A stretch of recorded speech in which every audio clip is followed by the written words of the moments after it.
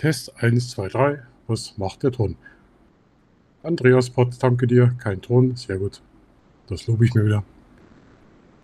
Ich hoffe mal, es passt. 1, 2, 3, 1, 2, 3. Kein Ton, kein Ton, kein Ton, kein Ton, kein Ton. Oh, super. Also, nochmal. Servus, grüß euch und habe die Ehre. Schönen Samstagabend. Jetzt sind die ganzen Streams vorbei. Irgendwie streamt momentan gar keiner mehr. Ich weiß nicht wieso. Und es wäre mir eine Freude, euch beim zweiten Teil, einen Night Talk haben wir schon gemacht, euch in den Sonntagmorgen zu begleiten. Können wir mal schauen, so 1, 2 Stunden, normal 2 Stunden, weil dann ist ja Sonntag. Der erste Stream, da war schon mal richtig cool, also sind da doch einige Leute dabei gewesen. Beim zweiten Stream mal schauen. Ich werde jetzt jeden Samstag abends machen. Ich möchte jetzt wieder anfangen zum Streamen. Haben wir jetzt das Setup hier aufgebaut. Und es ist so ziemlich alles mit Fehler voll, um Gottes Willen. Ich bin heute den ganzen Nachmittag schon dran gesessen. Aber mit eurer Hilfe, glaube ich, wäre das eine recht coole Sache.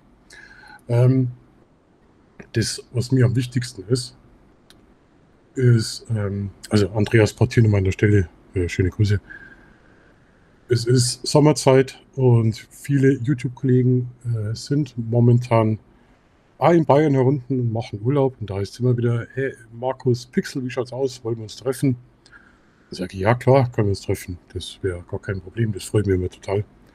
Und dann wird Videozeug eingepackt und wir kommen meistens nicht zum Video machen, weil wir immer am Ratschen sind. Immer nur abgelenkt und ja, Gott und die Welt.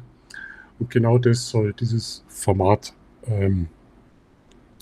bringen. Erstens können wir da ratschen für die Community, also ich mache das rein für die Community. Zweitens gibt es ja viele Leute, die aus Norddeutschland kommen oder aus Preußen, keine Ahnung, die vielleicht auch mal Bock haben, interaktiv mit mir zu werden. Und das ist so der Gedanke von dem Stream. Der lebt natürlich nur, wenn ihr auch alle mitmacht. Und ihr könnt jederzeit gerne als Gäste reinschauen. Ihr braucht nicht viel dazu. Ihr bekommt einen Link. Es reicht ein Handy. Da könnt ihr draufdrücken, dann gebt ihr euren Namen ein. Dann taucht ihr hier bei mir im Studio auf und ich kann euch reinziehen. Und dann können wir zusammen ratschen, wie auf dem Fototreffen. Meine Heimat, SHK. Guten Abend, Gruß aus Stadtroda. Grüß dich, freue mich total, dass du heute mit dabei bist. Ich hoffe, dir geht's gut. Auch viele Grüße nach Thüringen war das, gell? Thüringen. Ja. Was ich heute vorhabe, ich habe heute eigentlich gar nichts vor. Gar nichts Besonderes. Ich habe ein paar Ideen. Können wir einfach schauen, wo uns der Abend heute hintreibt. Wisst ihr eigentlich zufällig, ob irgendjemand heute online war beim Stream? Ich habe heute schon mal nachgeschaut. Wir können ja mal zusammen gucken. Passt auf. Es ging nämlich ganz einfach, hoffe ich mal. Da kann ich mich hier auf den Desktop gehen. Und dann machen wir ein neues Fenster auf. Seht ihr? Ich habe nicht heute schon mal geschaut, ob irgendjemand streamt, aber momentan ist da der Ricardo. Grüß dich, Ricardo, Herr Nachbar. Aber momentan ist da keiner online. Es ist keiner online, es streamt keiner. Da mal Weinstraße, da mal eine Sternwarte haben wir hier. Was haben wir da? Ukrainischer Gegenangriff, um Gottes Willen. Das hoffe ich mal nicht. Und ansonsten, ich weiß nicht, ob ihr irgendwas verpasst oder ist es einfach momentan, ist das Sommerloch? Keine Ahnung, weiß ich nicht. Aber egal, dann stream eben mir. Was ich heute ausprobieren möchte, und das weiß ich noch nicht, ob das funktioniert, ist, wenn ich hier ein YouTube-Video starte, ob ihr das im Stream auch hören könnt. Weil das wäre nämlich richtig geil. Dann könnt man nämlich von uns so die Videos anschauen. Wenn jetzt zum Beispiel der Andreas Potz sagt, hey Markus, ich habe ein cooles neues Video gemacht, dann können wir da drauf schauen.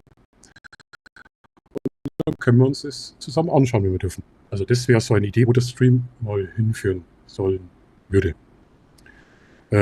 Es sind auch noch Streams geplant mit kleineren YouTubern, mit mittleren YouTubern und auch mit größeren YouTubern. Auf das freue ich mich brutal.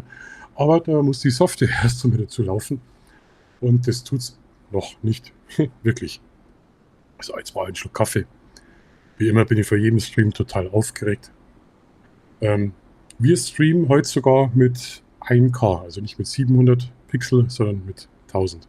Ich hoffe, die Qualität passt. Ich kann das da so ein bisschen am Monitor nachverfolgen, aber ihr könnt es mir dann sagen, wie die Qualität ist.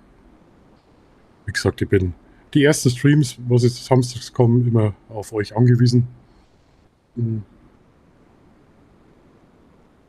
Kaffee, kein Bier trinkt dabei. Ja. Also, wenn ihr wollt, können wir das mal schnell ausprobieren. Wer ist denn eigentlich alles da? Der Andreas Pott ist da, der Nachbarsbur ist da, der Thüringer ist da. Wie viele Zuschauer? 6 Zuschauer.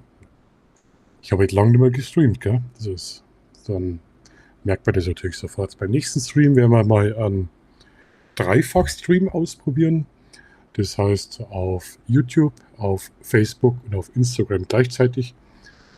Wird auch eine Herausforderung, eine technische, aber da bin ich schon richtig gespannt. Der Andreas Pott schreibt, heute bin ich beschäftigt. Ich bin was am Testen für ein Video zu einem KI-Tool. KI-Tool, ja, richtig cool, Andreas. KI-Tools in letzter Zeit brutal, also brutal, was da abgeht. Es ist irre. Gemini habe ich jetzt ausprobiert. Ist fantastisch. Versteckt sich natürlich auch in einem Abo. Das Abo, was ich da haben wollen würde im Monat 250 Euro kosten. Also richtig heftig und richtig böse. Würde mich interessieren, in welchem Bereich KI. Wie lange ich streame, solange ich Bock habe. Genau, solange ich Bock habe, solange streame ich. Kann nur zuhören, habe Gäste da. Ah, okay, ja, Gäste ist natürlich super. Thüringer Rostbratwürst, hoffe ich, hast draußen auf dem Balkon aufgelegt. Bei mir gibt es so nichts zum Essen. Aber das macht nichts, zuhören ist, ja, gut. Ich hoffe, der Ton passt. Ich habe nämlich heute hier so einen Plopp-Schutz bekommen. Plopp, plopp, plopp. Weil mir der Ton immer ein bisschen genervt hat. Und ich finde, der Ton ist immer mein scheiß Endgegner gewesen. Und ich hoffe, dass der Ton jetzt ein bisschen angenehmer ist. Ich probiere das jetzt einfach mal aus. Ich starte jetzt hier mal irgendwas, wo ich nicht gleich einen Strike kriege. Beim letzten Mal Watch Together, das ist, Dankeschön, das ist, glaube ich, jetzt 1,5, 2 Jahre her. Und ich habe das nicht mitbekommen, dass mein Stream laufend gestrikt worden ist. Und ich habe den immer wieder neu gestartet. Und ich habe dann echt einen Strike drauf gehabt. Der hat 1 Jahr gedauert, bis der weggekommen ist. Das war richtig scheiße. Ich habe da 1 Jahr sowas von aufgepasst. Bei YouTube hätte man sonst wirklich den Kanal weggebombt. Also schnell hätte ich halt schauen können. Deswegen bin ich ein bisschen vorsichtig, weil es einfach immer so eine Copyright-Sache ist. Mit Musik. Also Musik ist, erkennt der Algorithmus sofort.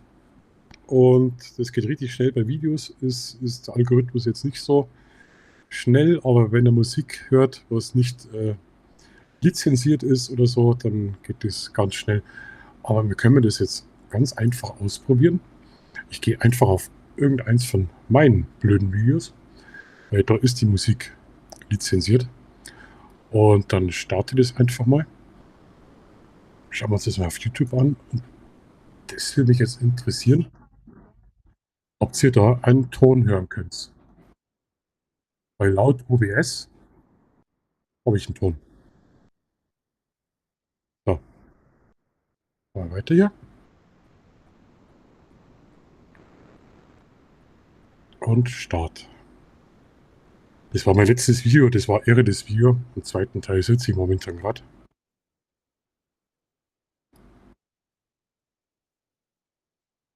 Okay, man kann nichts hören. Gut. Also, das für nochmal Endgegner OBS-Ton einbinden ist auf dem Macintosh ein bisschen schwieriger. Windows ist wesentlich einfacher. Also, das würde ich nur gerne hinkriegen wollen. Das will ich noch hinbekommen, weil dann können wir uns wirklich zusammen Videos anschauen. Und das, glaube ich, wäre so richtig geil. Das wäre so richtig geil. So, jetzt haben wir laut Alexa 17 Grad draußen. Die Tage waren jetzt so scheiß brutal heiß. Wahnsinn. Erst haben wir wochenlang Regen gehabt. Regen, Regen, nichts als Regen. Und dann von heute auf morgen heiß und schwül. Aber es macht nichts, weil da hinten steht die Klimaanlage. Und Bei angenehmen 18 Grad kann man auch mal ein bisschen streamen. Jetzt schauen wir mal, wir haben 5 Zuschauer. Ist doch witzig. Mein Gott. Zur besten Zeit haben wir 30, 40, 50 Zuschauer gehabt, aber ich glaube, das wird schon wieder. Ist ja der ungünstige Zeit, 22 Uhr. Aber genau auf das habe ich Bock. Genau auf das habe ich Bock abends. 22 Uhr normal geht man da fort, man glüht ein bisschen vor, zieht dann in die Diskotheken oder Wirtshäuser. In unserem Alter hocken die meisten zu Hause.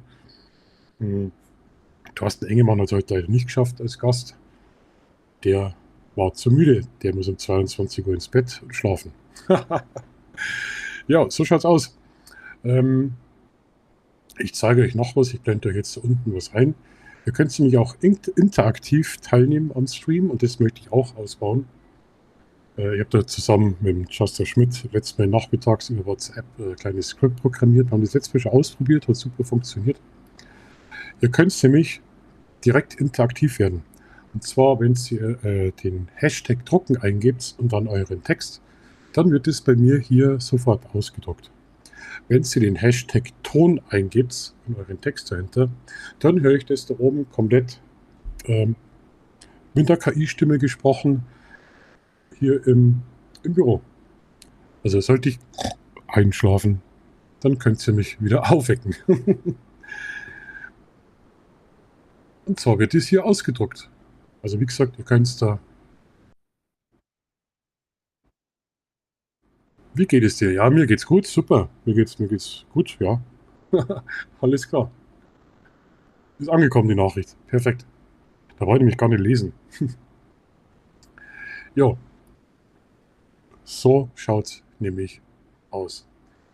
Jetzt weiß ich gar nicht, ich komme momentan noch gar nicht so zum YouTube schauen. Keine Ahnung, ist ja richtig Sommerloch, was momentan los ist. Ich habe gesehen, Heuballen waren recht aktuell. Also, wenn ihr Lust habt zum Joinen, ganz einfach, sagt zwar einfach Bescheid. Ich schicke euch den Link und dann könnt ihr, ich ziehe euch mit rein ins Studio und dann könnt ihr quatschen. Da braucht ihr ja keine Angst haben, ich stelle euch ganz sicher unangenehme und blöde Fragen. Dafür bin ich ja bekannt. Es war richtig krass, wenn ich so zurück überlege. Meine ersten YouTube-Videos, gut, meine ersten Videos waren vor 15 Jahren. 15 Jahre ist das ja. Aber mit dem Kanal, die ersten Videos, ich habe immer geschaut, dass ich nicht im Video bin. Ich habe das nicht mögen. Dann die ersten Videos war ich da mal drauf, so im Handy ein bisschen verwackelt. Dann habe ich gedacht, um Gottes Willen schaut das scheiße aus. Mein Gott. Dann ist die erste Kamera dazugekommen. Dann habe ich festgestellt, oh, der Ton ist ja voll scheiße. Ja. Dann habe ich mir die erste Funkstrecke von Rode gekauft. War sündhaft teuer. Störanfällig, das war noch so mit Radiofrequenzen ist das gelaufen. Das waren solche Kästchen, die habe ich immer noch irgendwo. Schrecklich, war wirklich schrecklich. Dann habe ich vom Under Pressure, von dem habe ich auch schon lange nichts gehört, habe ich dann ein Funksystem von Lark bekommen, das habe ich immer noch. Mit Ladeschale, Transmitter und 2 Empfängern, war total cool. Aber die Qualität war auch scheiße. Dann mit der Pocket 2 habe ich das erste DJI-Mic bekommen. Da war die Qualität schon richtig cool. So, jetzt bin ich beim DJI Mic 2 angelangt. Und ich finde immer noch, der Ton ist absolut. Ja, der Ton ist einfach schlecht. Ich finde Ton.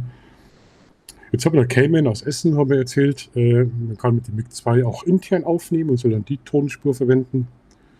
Ja, stimmt, die ist tausendmal besser, bloß im Videoschnitt ist das richtig, richtig kompliziert.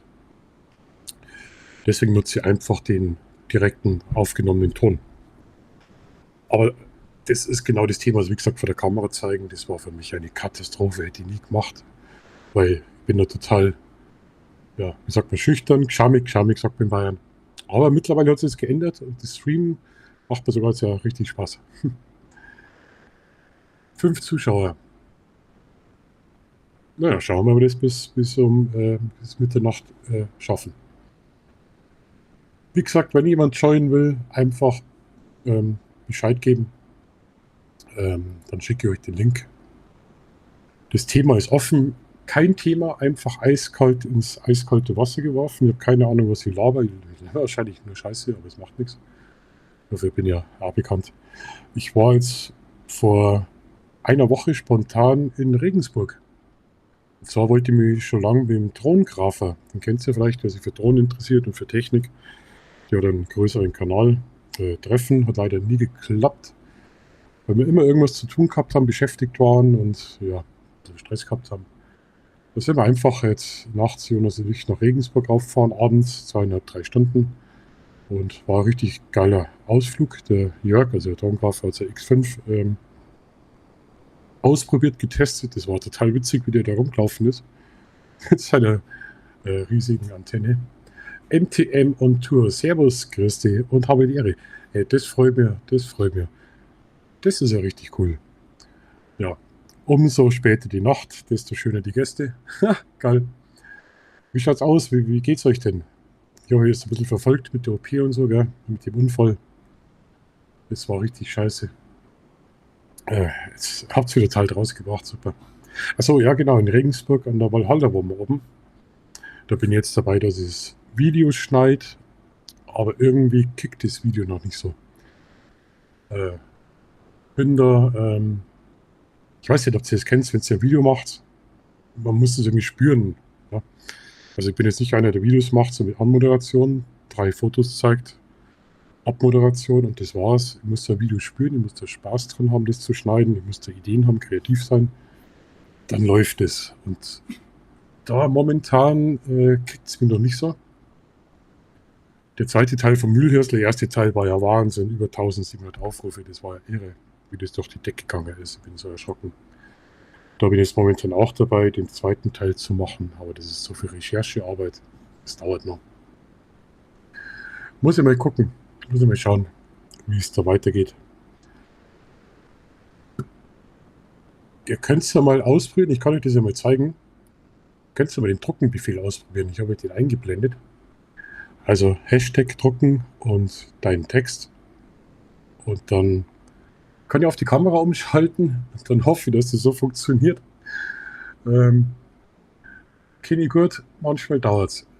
Ja, das stimmt. Manchmal dauert es länger, wie es sollte. Ja, das Gute ist ja, ich habe keinen Zeitdruck, dass ich jede Woche 2 Videos rausbringen muss. Ich könnte es auch gar nicht. Da wird die ganze Kreativität drunter leiden. Da hätte ich hätte ich gar keine Lust drauf, ganz ehrlich. Ja, wie schaut es denn bei euch aus? MTM. Was macht ihr momentan? Jetzt pass auf, euer letztes Video. Ich müsste jetzt lügen. Da schaue ich jetzt einfach nach. Weil mich das interessiert. Weil ich komme momentan nicht zum Video schauen. Da schauen wir jetzt einfach mal nach. MTM. Das machen wir jetzt aber über Suche. MTM und Tour. Aber irgendwas habe ich da noch nicht gesehen gehabt, was ich mal unbedingt anschauen wollte. Jetzt pass auf. Ich habe mir auf den Desktop um. Ja, wo sind wir? Kanalversteller. Ja, da sind wir. Aha. Stimmt. Das war vor 4 Wochen. Ich mache das mal groß. MTM on Tour. 337 Abonnenten und 88 Videos. Das ist eine ganz schöne Nummer. Bei den Abonnenten so viele Videos. Finde ich voll cool. Genau, da siehst du, das habe ich sogar brav angeschaut. Da ist der Beweis. Das ist cool. Also wenn da mal jemand was sucht über Ausflüge, soweit ich sehe, Camping, schaut auf alle Filme vorbei. Bavaria, die längste Burg der Welt, ist natürlich Burghausen. Absolut spannend. Burghausen ist eine von meinen Lieblingsburgen, die kenne ich in- und auswendig. Die ganze Geschichte, die Legenden mit dem Koch, der in Burghausen auf der Burg spukt, den haben sie lebendig eingemauert. Haben es sogar gefunden. Schöne Grüße, Klaus aus München. Das gefällt mir, dass du auch da bist, Klaus. Super. Wieder eine schlaflose Seele. Toll. Also, wenn ihr da Bock habt, schaut unbedingt vorbei. Ich finde den Kanal wirklich abwechslungsreich. Und es sind ja wirklich interessante Orte. Sizilien, Steiermark, Roadtrips, genau auf die Scheiße, auf die ich stehe. Cool. Finde ich cool. So, also schauen wir, was der Drucker, was macht der Drucker? Was macht der Drucker? Drucker ist still. Ja, also wenn ihr mir Nachrichten drucken wollt, Hashtag drucken und euren Text dahinter, dann kriege ich hier die Nachricht. Und dann sollte der Vogel hier eigentlich auch vogeln. Vogeln, habe ich gesagt, ja. Ja, gern MTM, gern. Wie gesagt, das Format immer jeden Samstag. Das soll einfach für meine Community sein und alles als Dankeschön, dass man einfach auch kleine Kanäle mal vorstellt und sich einfach so austauscht. Was ist auf YouTube momentan los? Momentan waren ja die Heuballen aktuell. Jetzt kämen ja bald wieder die Schwammerl. Keine Ahnung. Ach ja, ach Gott, das wisst ihr gar nicht. Ach du Scheiße. Jetzt pass auf, ich war vorgestern, Sternenfotografie wollte ich machen. Milchstraße und die komischen Sternenschnuppen und Sonnenaufgang wollte ich machen. Und jetzt pass auf, ich bin mit Jonas, das ist so 40 Minuten entfernt. Hammer. Marion und Michael, grüß dich, Servus und habe die Ehre. Also jetzt drucken sie alle reif. Ja, sau cool, dass ihr da seid. Smile. Zu euch komme ich gleich. Zu euch komme ich gleich, gell? Jetzt wollte ich das bloß erzählen. Und zwar sind wir raufgefahren in die Panoramastraße. Es war angesagt, ab 24 Uhr sternklare Nacht. Panoramastraße ist auf 1600 Meter Höhe. Und ich habe mich so gefreut, wir haben alles eingepackt, wirklich alles. Wir sind dann raufgefahren. Wir haben momentan Halbmond. Ich denke mal, es reicht schon, Halbmond, nicht so schlimm. Wir haben alles aufgebaut. Wir haben die Insta aufgebaut für Stern-Timelapse. Die GoPro für die schönen Sternenkreise, was wir machen wollten. Nikon aufgebaut. Wir haben Brotzeit dabei gehabt. Wir haben die Pocket dabei gehabt. Wir haben alles dabei gehabt. Fotografiert ohne Ende, Langzeitbelichtungen probiert, Sterne. Es war eine Katastrophe. Wir haben da oben wirklich so. Oh oh. Oh oh. Oh oh. Moment.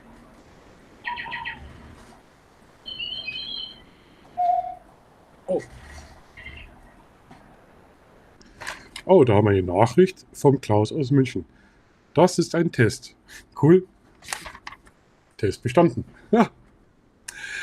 So, also, jetzt war der Mond so hell. Wir haben sogar Schatten geworfen. Wir haben weder Sterne gesehen. Wir haben zweimal eine Sternschnuppe gesehen. Wir haben von der Milchstraße haben wir gar nichts gesehen. Wir waren total enttäuscht.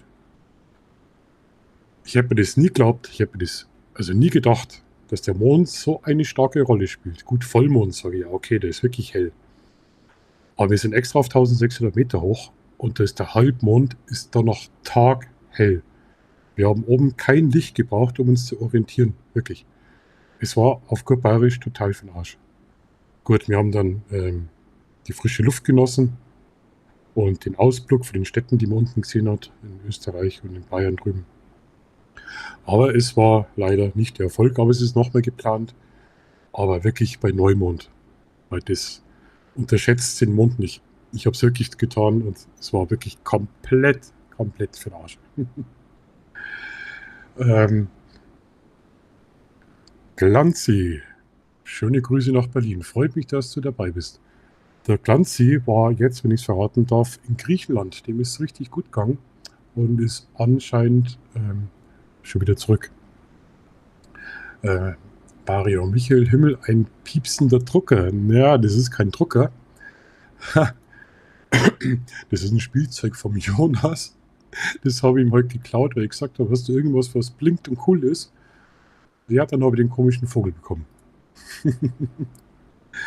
ähm, ich versuche auch gerade mit der Nacht-Timelapse und krieg's nicht gescheit hin. Jetzt ist die Frage, mit was machst du das? Das würde mich interessieren. Also mit was hast du das vor? Der Naked Travel ist dabei. Von Naked Day. Sau cool. Sau cool. Grüß dich, Sascha. Schöne Grüße nach Düsseldorf. Ich habe letztes Mal geschaut, wo Düsseldorf ist. Düsseldorf ist ja auch da voll im Pott, oder? Das ist ja voll eingezwängter Köln. Genau die Gegend, wo ich nie hin will. Entschuldigung. Der Glanzfilmfabrik. Bin wieder in Berlin. Leider war entspannt auf Kreta. Ja, das war recht interessant, gell? Ziemlich stürmisch. Und in Griechenland, weiß ich gar nicht, Griechenland, glaube ich, hat jetzt auch mit Waldbränden zu kämpfen. Oder ist es in Spanien gerade? Griechenland? Weiß ich gar nicht. Ich war ja auch fast in Griechenland. Nee, ich war auf der Walhalla, aber das hat so ausgeschaut wie Griechenland. Jetzt wollte ich nochmal schauen. Der Pott hat tolle Ecken. Ja, der Pott hat tolle Ecken. Ja, ja. Der Pott würde mich interessieren, so Streetfotografie. Das glaube ich, ist recht cool, aber wenn ich mir so Duisburg Landschaftspark anschaue, klar, spannend, aber hat irgendwie schon jeder gemacht. Also, ich weiß nicht. Äh, Jetzt wollte ich nur mal schnell bei Outdoor mit Mario und Michael reinschauen. Ich nutze jetzt einfach die Chance. Ich bin jetzt so richtig frech und bin da bei euch auf die Kanäle unterwegs, weil wenn ich heute Abend schon mal Zeit habe zu schauen, was ihr da so anstellt, dann nehme ich euch natürlich da gerne mit. Habe auf Kreta auch versucht, Sternschnuppen zu fotografieren. War auch durch den Mond. Ja, wirklich den Mond. Ich habe den so unterschätzt. Es war alles umsonst. Es war ein bisschen ärgerlich, weil es kostet ja auch Maut und so weiter. Aber jetzt weiß ich es. Wir haben es gelernt. Ähm, Christian Heigl, hallo, einen schönen Samstagabend. Und natürlich auch an den One and Only Mr. Knight, Michael Knight. Michael Ritter, grüß dich, servus. Freue mich, dass du wieder mit dabei bist. Er lenkt mich total ab. So, also, jetzt mal gucken. Ich hoffe, ich übersehe keine Nachricht. Also, wenn ihr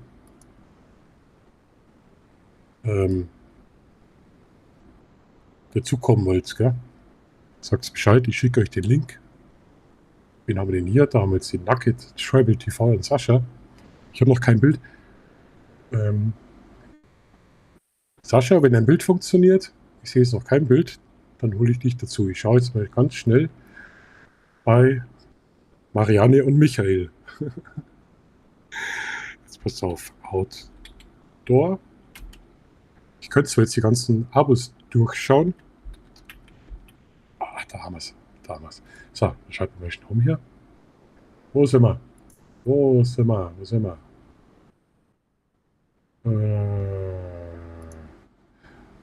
Da sind wir.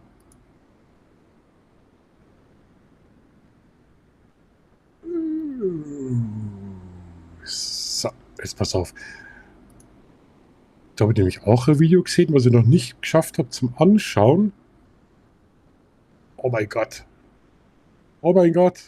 6 Tage, 5 Tage, 5 Tage habe ich schon immer geschaut. Genau, das habe ich mir angeschaut. Das Video. Also auch ein ganz interessanter Kanal. Also kann ich auch empfehlen, die machen auch immer wieder richtig coole Sachen.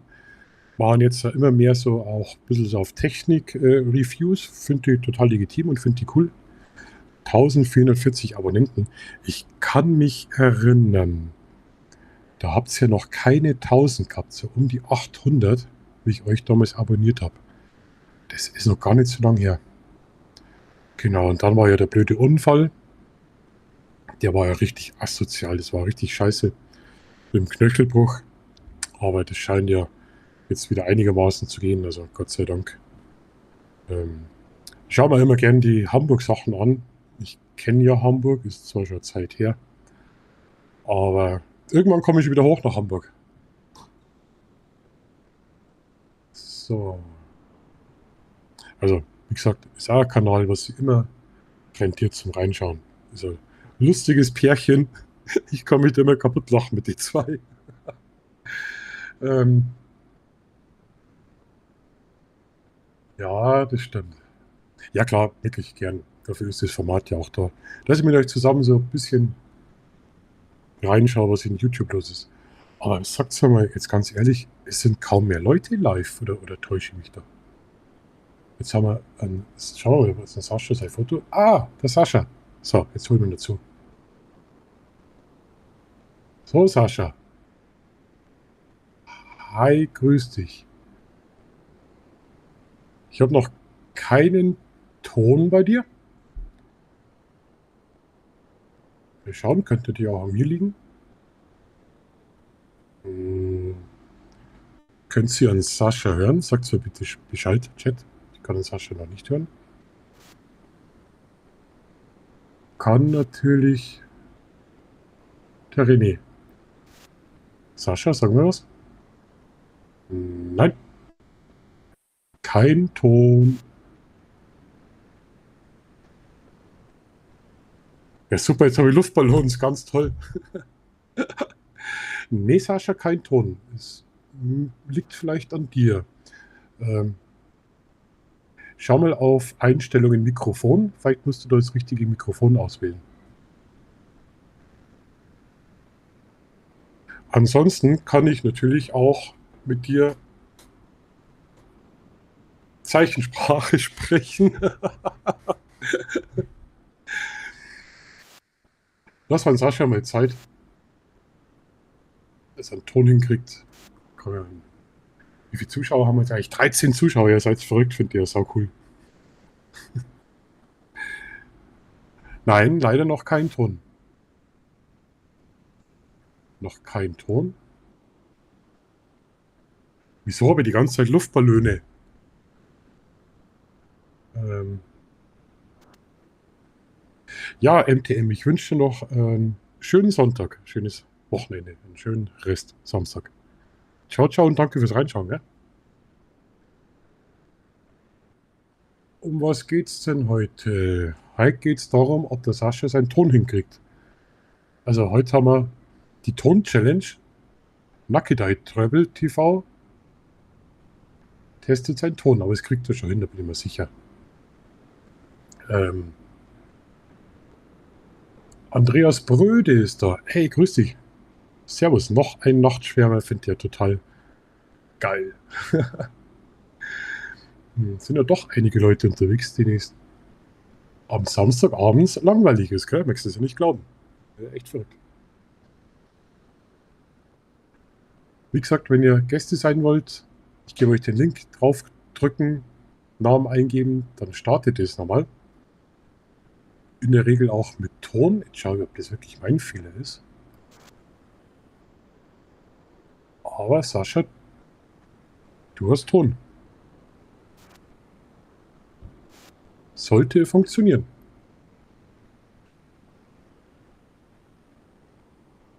Okay. Egal, probier. Letztes Mal hast du es ja auch geschafft. Letztes Mal hat es ja auch geklappt. Ich schaffe das Sascha schon. So, jetzt weiß ich gar nicht mehr, wo ich stehen geblieben bin. Also wie gesagt, das ist heute unser Thema, das Leberkass. Wer teilnehmen will, ist jederzeit gerne willkommen. Er kann es nicht auswählen. Ja, aber er müsste es eigentlich auswählen können. Ich schaue jetzt mal, ob ich da vielleicht... Nee. Nein.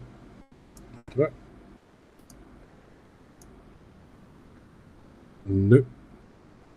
Du müsstest eigentlich auf Mikrofon draufklicken und dann kannst du eigentlich das Mikrofon auswählen. Also bei mir hat das funktioniert.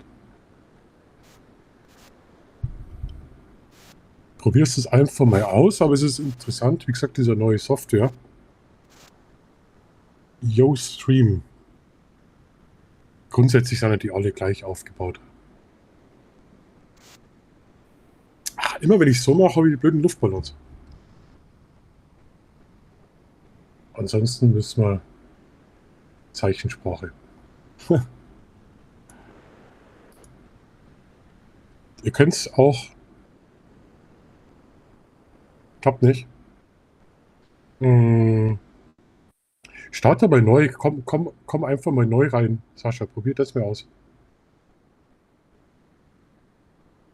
Einfach neu reinkommen, vielleicht liegt es ja daran.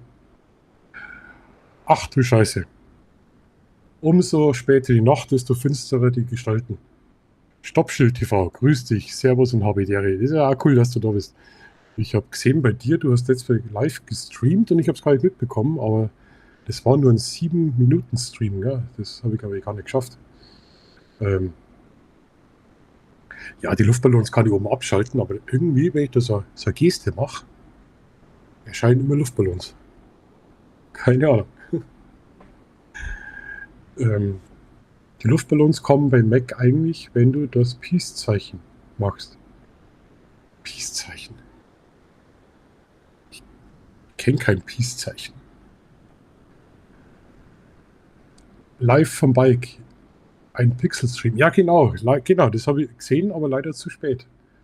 Der hätte die so gern genervt. So, jetzt ist der Sascha wieder da. Kannst du mich jetzt hören? Ja, siehst du. Ja. Anderer Browser und diesmal ging das auch mit den Settings. Also irgendwie hat das eben nicht genommen. Bei Google Chrome war es nicht möglich. Ah, ja, ich mache das mit Safari und da klappt das komischerweise. Na, seht's hier. Ist ja cool. Ja. Also, Sascha an dieser Stelle herzlichen, schönen, guten Abend. Aber die Ehre? Nagedei-Treffel? Halt sogar eine Kappe. Ja, passend zu deiner Kappe, habe ich gedacht, ziehe ich auch mal die Kappe an. Genau, jeder Dappi braucht eine Kappe. Ja, Jo. sag mal. Was macht das Wetter in Düsseldorf? Was macht das? Was in Düsseldorf? Das Wetter. Das Wetter. Ah, das Wetter. Ja, ich muss mich erst auf deinen Slang eingrooven. Das Wetter ist, ja, ich sag mal so durchwachsen. Bewölkt. Okay. Mitte 20 Grad, 25 Grad und ja, nicht so schön, aber passt schon. Wir haben jetzt solche tropischen Nächte gehabt. Ey, das Ja, das war stimmt. so ekelhaft. Das war so ekelhaft. Du hast duschen gehen können, 5 Minuten drauf später warst wieder verschwitzt. Das war. Das stimmt. Ich habe arbeiten dürfen, insofern war das kein, ja, es war ziemlich in der Schwitzerei da auf jeden Fall. Das kann man vorstellen. Ja. Andreas aus Rheinau, grüß dich, hallo in die Runde. Ich muss euch das erklären. Ich habe den Chat hier auf dem Monitor laufen, deswegen schaue ich immer darüber. Also total unhöflich, eigentlich schaue mal jemandem ins Gesicht, aber ich muss immer darüber luren. Bei mir ist es so, ich mupp hier oben in die Kamera, aber ich gucke immer hier unten, was du hier machst und was ich, also Chat habe ich hier vorne, das ist bei mir genauso. Stoppschild, der Test ist angekommen. Ich habe dich gehört. Prost. Ja, bei mir Ich gibt es trinke ja auch Kaffee. Ja, Hopfenblütenkaffee. Bei mir gibt es ganz normal einen echten Kaffee. Wie ist denn das Wetter bei euch? Nicht so gut, oder? Heute geht's eigentlich. Es war jetzt die ganze Zeit schwül. Es war brutal schwül. Schwül war es auf jeden Fall, ja. Und Astrofotografie hast du dich mal ein bisschen wieder mit mehr beschäftigt? Ja, Katastrophe. Es war Katastrophe. Ich habe den Mond total unterschätzt. Ich habe mir gedacht, so Halbmond reicht schon. Es ist dunkel genug, dass man irgendwas erkennen kann. Nö. Es war da oben auf dem Rossfeld taghell. Rossfeld ist wie hoch dann bei euch? 1600 Meter. Okay. Ist das der nächste Berg, den du von Traunstein erreichen kannst? Der nächste Berg ist der Hochfällen, aber der ist nicht so hoch. Der ist vielleicht 1000 Meter. Ja, also nicht so. Okay. Und ich wollte jetzt schon ewig mal richtig weit hoch und habe dann die Chance genutzt, weil es war dann sternenklar angesagt und dort oben ist er kühler wie bei uns. Und dann haben wir das ganze Zeug zusammengepackt, alles geladen und 1000 Stative natürlich mitgenommen. Ja. Und dann war es taghell. Es war einfach taghell. Du hast 5 Sterne gesehen, 2 Sternschnuppen haben wir vorbeifliegen sehen und der Mond hat runtergeknallt. Ja. Also du hast schon Schatten geworfen. Wenn du irgendwo gestanden bist, hast du den Schatten am Boden gesehen. Du hast genau gewusst, jetzt das kannst du vergessen. Aber was wolltest du machen? Du wolltest 'ne Milchstraße fotografieren? Ich habe mir da extra die Photopills, die App Ja, genau, das runtergeladen. hast du geschrieben? Genau, also die ist richtig cool, die gefällt mir, wobei ich so mit der Einstellung ein bisschen Probleme habe. Und ich wollte Sonnenaufgang machen. Das war mir Mhm. dann zu blöd, weil ich keinen Bock mehr gehabt habe. Wenn du keine Fotos machen kannst, wird das ziemlich lang die Zeit, bis du bis zum Sonnenaufgang da abwartest. Dann wollte ich die Milchstraße natürlich fotografieren und Sternschnuppen. Okay. Geworden ist gar nichts. Nichts. Also, ich glaube, es ist auch nicht so einfach, ne? Also, die entsprechenden, Einstellungen zu finden. Ich habe da ja auch mal, mich versucht an so 'nem Workshop. Das Okay, hat, mehr oder weniger mal funktioniert. Das ist auch schon 3 Jahre, glaube ich, her. Ich habe damals auch die Photopills-App genutzt, wobei ich jetzt, mal auf Planet Pro umgestiegen bin, auf die App. Die finde ich 'n Ticken besser. Letztendlich können die wahrscheinlich, beide, das Gleiche, ne? Aber mit der Planet Pro habe ich jetzt 'n Workshop auch, 'n Online-Workshop mir, von der Katja mal, angeguckt. Grade so okay. für Einsteiger ganz gut, erklärt und ich fand es wirklich sehr, sehr, gut gemacht und deshalb, denke ich mal, werde ich mit Planet Pro jetzt weiterarbeiten. Mal also, Ziel ist es mal irgendwann so 'n Mhm. Vollmond, über einem, was weiß ich, Kirchturm oder 'nem Hochhaus oder bei uns ist ja 'n Fernsehturm in Düsseldorf. Da habe ich mal Bock drauf, irgendwie so was hinzubekommen, weißt du? Ja, also mit der Nachtfotografie eigentlich sehr gern. Jetzt schaue ich mal schnell nach, weil der Michael Ritter fragt, was hat der Presser Picture hinten auf dem iPad laufen? Auf dem hier, Ah, okay. Aha. das ist kein iPad, ähm das ist mehr oder weniger so 'n Pixel. Warte mal, wie heißt 'n das? Habe ich mir damals bei Amazon mal gekauft. Da kannst du verschiedene Bildchen, laufen lassen auf diesem, Teil. Ah, okay. Pixel. Das sieht fast wie 'n iPad aus, aber Das schaut cool aus. Das ja, schaut da ja habe ich jetzt richtig einfach nur meinen professionell aus. YouTube-Kanal hinterlegt, ne? Da siehst du dann meinen YouTube-Namen und wie viel Aufrufe ich habe und wie viel Follower. Ach so, das ist direkt mit YouTube verbunden und dann immer aktuell. Genau. Das ist ja cool. Mhm. Du hast ja Sachen hier. Wahnsinn. Ja, aber die habe ich schon 'n paar Jahre. Was schreibt denn das Stoppschild? Es sind 14 Zuschauer online. Das ist so geil. Das freut mich so. Wahnsinn. Sitze auf dem Balkon bei 20 Grad und windig. Richtig kühl. 20 Grad und kühl. Bei 20 Grad, da fange ich schon zum Schwitzen „Hey an. Stoppi, komm vorbei. Schmeiß die Internetleitung an.“ Ja, aber der hat ziemlich weit zum Fahren nach Düsseldorf. Ja, soll er bei dir vorbeifahren, ist näher. Fotografiere lieber einen Milky Way, genau. Das stimmt. Aber irgendwie ist mein Skript gerade voll abgekackt. Ihr könnt es ja mal testen, ob das Drucken nur funktioniert. Irgendwie ist das gerade abgekackt. Naja. Der Andreas aus Rheinau, Glück auf, Dirk. So ein Teil habe ich in klein. Deins sieht aber cooler aus. Der Theo Kötter ist da. Hi Theo, grüß dich, servus. Hallo? Wo warst jetzt du eigentlich Urlaub machen? Warst du schon Urlaub oder fährst du noch Urlaub? Du meinst den Theo? Nein, ich meine dich, Sascha. Ne, ich war tatsächlich nur auf diesem Nugget-Treffen, und Urlaub steht, ja, eigentlich im Oktober noch mal an, paar Tage, aber da werden wir nichts Großartiges, machen wahrscheinlich. Ich spare 'n bisschen Urlaub für nächstes Jahr. Mhm, Eventuell okay. steht da 'ne größere Reise an. Wenn es klappen sollte, wollte ich eigentlich mal die Nordlichter fotografieren gehen, Oh, aber das ist immer so 'ne Sache. A, muss es passen und dann ist auch so 'ne Kostenfrage, das muss man einfach mal ausrechnen. Ja, weil das wäre noch mal so 'n Ding, wo ich Bock drauf hätte, ne? Nordlichter fotografieren, so Februar. würdest du mit deinem Nugget Nein, nein, bis nein, nein. Da würde ich also tatsächlich würde ich runterfliegen, vor Ort dann mit, was weiß ich, Mietwagen oder sogar, mich okay. abholen lassen, in so 'nen, Ressort dann fahren und von da aus dann alles machen. Also, mit'm Auto hochfahren. Es gibt, jetzt von der Nugget-Community so 'n, Nugget-Treffen, das im Oktober stattfindet, was auch in, Norwegen stattfindet. Das Wow. sind von mir aus 2.800 Kilometer einfache Strecke. Da hätte ich Oh, richtig, richtig Lust drauf, aber, ja, das ist einfach zu kurzer Vorlauf für mich. Das schaffe ich nicht, habe ich keinen nein. Urlaub. Ja. Marianne und Michael, ich wünsche euch auch einen schönen Abend. Ciao, ciao.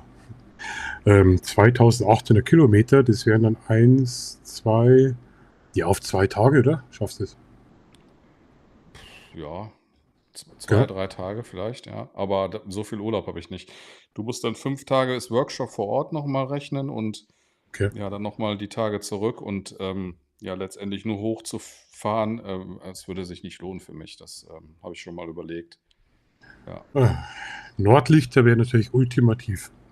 Mhm. Bei meinem Glück würde ich keine sehen. Ja, es kommt natürlich auf die Jahreszeit an, ne? Ich glaube, Oktober geht so los bis März. Siehst du die da oben also, je höher du, glaube ich, kommst, umso wahrscheinlicher ist die Möglichkeit, dass du da auch Nordlichter siehst. Ja, Ja. aber wenn du mal schaust, die hast du teilweise bei uns in Mitteldeutschland auch schon gesehen. Gell? Das war Ja, hast du letztes auch Jahr. schon, du hast auch schon Fotos gemacht, ne? Nein, Ne? ich war draußen. Ich war draußen im Feld, von den Mücken zerstochen. Okay. Und nee, 20 Kilometer östlich, 20 Kilometer westlich, da haben Leute überall Nordlichter gesehen. Da, wo Mhm. ich gestanden bin, war nichts. Und Okay. jeder Hund zum Kunst hat die scheiß Nordlichter gepostet. Überall. Mit dem Handy fotografiert und gerade lustig. Ich komplettes Zeug draußen aufgebaut und bei uns war nichts. Typisch, ja. Da musst du ja manchmal Glück haben. Ähm, Ich habe gerade mal reingeschrieben, wie das Display heißt. Das ist dieses Divoom Pixo 64. und kostet 200 Euro. Das kostet, kann ich dir aktuell sagen, knapp 100. Boah, 100 Euro. Ja. Für 100 Euro male ich mir das hinten auf den Zettel selber drauf, jedes Mal. Naja, ich sag mal so, ich habe hier so eine App. Warte mal ganz kurz, ob das jetzt funktioniert. Über die App kann ich sämtliche Einstellungen verändern. Sollen wir uns kurz mal gucken. Abbrechen.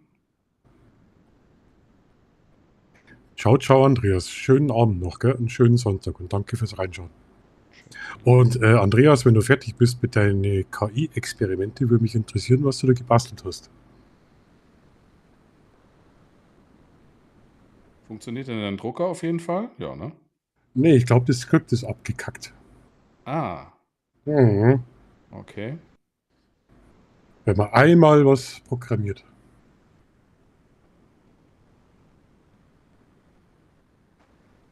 So. Also siehst du, Ach, jetzt hat sich das verändert. Jetzt habe ich da auf Wetter umgestellt. warte mal, ich schalte die mal groß. Du hast halt hier 1000 verschiedene Möglichkeiten und Apps, die kannst du Okay. ja installieren und kannst dann über diese App kannst du dann die einstellen, kannst auch hier, weiß ich, so sinnlose Sachen wie Bitcoin Oh Gott, Kurs einstellen. Also du kannst es auch selber erstellen, so ein Screen. das finde ich jetzt wieder spannend. So, und in den ja, das ist jetzt quasi der Link zu meinem Nugget Travel YouTube-Kanal. Und da sehe ich dann halt entsprechend ja, die Follower und die ändern sich. Ja, gut, es ist nicht ganz aktuell, sind glaube ich ein paar mehr, aber ja. Du, Andreas, das machen wir. Nächsten Samstag streame ich wieder, dann können wir mal quatschen über das Video und über die KI-Sache, weil KI-Sache interessiert mich auch brutal. Entschuldigung, Sascha, jetzt bin ich voll Nee, reingegrätscht. Quatsch du ruhig rein. Ich wollte nur nachliefern, weil es eben gefragt worden ist, was das für ein Teil ist. Ähm, aber wenn wir jetzt schon mal da sind, dann möchte ich natürlich auch, warte mal, probiert mal jemand den Druckenbefehl bitte aus. Würde mich interessieren, Hashtag Drucken und Text, ob das Skript jetzt wirklich abgekackt ist. Ja, warte, ich probiere. Weil die Streams von mir sind momentan einfach nur experimentell, weil ich so viele neue Sachen ausprobiere. Kannst du auch ein PO im Hintergrund? Was ist ein PO? Ein Po im Hintergrund. PO? Ah ja. Okay, dann ist das Skript leider abgekackt. Aber 16 Zuschauer, ne? Ja, Ja, sehr gut. das finde ich jetzt schade, weil ich habe das jetzt extra so schön eingerichtet. Gell? Aber das verstehe ich nicht. Aber wie gesagt, das ist ja alles noch am Ausprobieren. Ähm, ich will auch ganz unbedingt gern, dass ich den Sound vom Browser, wenn ich jetzt was anschaue, mit in den Livestream übertrage. Aber das klappt anscheinend auch noch nicht über OBS. Das ist richtig fies eigentlich. Weil wenn ich da nämlich Ding bekomme, macht es so hier.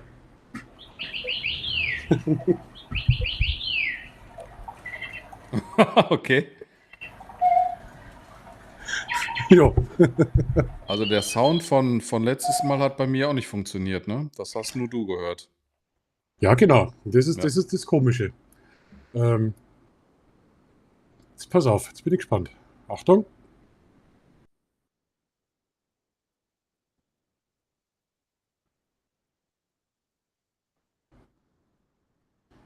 Ist da der Sound angekommen? Nein? Ah, okay, kein Sound. Okay, okay, danke. Also das müsst ihr echt entschuldigen. Probieren wir das hier mal aus. Ist voll aufgedreht. Ne, geht auch nicht. Auch nicht. Okay. Ja, da muss ich nochmal ran. Ich bin den ganzen Nachmittag heute schon dran gesessen, aber irgendwie bin ich da wahrscheinlich zu doof dazu. Machst du mit OBS dann quasi deine Aufnahmen und streamst das über die Ustream-Software oder wie machst du das? Erklär mal ganz kurz.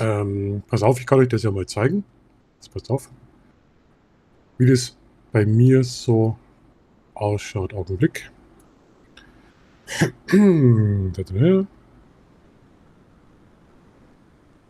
Genau, so schaut es bei mir aus. Also, du hast oben praktisch habe ich OBS laufen. Da sind die ganzen verschiedenen Tonsachen, die was Signal reinkommen. Dann geht es hier raus und müsste hier drüben ankommen. Das ist die Streaming-Software über den Browser. Mhm. Und die Schnittstelle von dem Ton hier rüber nimmt er nicht den Ton vom OBS, sondern nimmt den Ton hier von der Streaming-Software. Und das ist mein Problem, weil die Streaming-Software unterstützt nur, in dem Fall jetzt das Mikrofon. Ich habe da nur eine Quelle. Und das da unten ist das Skript. Da sieht man zum Beispiel Tonbefehle vom Stoppi. Und da ist mir das irgendwie abgekackt. Genau, so wird es ungefähr ausschauen, aber es ist alles Erfahrungssache. Und das kann man einfach nur live testen. Deswegen entschuldigt, wenn es nicht sofort klappt. So, mache wieder Ordnung. Jetzt wollte ich nämlich nur schnell was anderes nachschauen. Jetzt pass auf. So, hier sind wir. Ich schalte mal ganz kurz um. Moment. Mhm. Wo sind wir? Wo sind wir? Hier sind wir. So, jetzt gebe ich ein Nakedai TV, oder? Von mir aus. Nakedai. Wieso sage ich immer TV? Du hast ja gar kein TV im Namen. Stoppschild TV, Gibbet. Irgendwie verwechsel ich das Ganze, gell? So. Also, fairerweise steht natürlich an Sascha seinen Kanal auch vor. Nakedai Travel bei Bresser Pictures. 1420 Abonnenten, du hast da richtig Gas gegeben, gell? Wahnsinn. Ja, Also wenn ich so vorstelle, vor einem Jahr bist du noch bei 300 rumgekrebst, irgendwie so. seit Januar ist es halt, ne? Ja.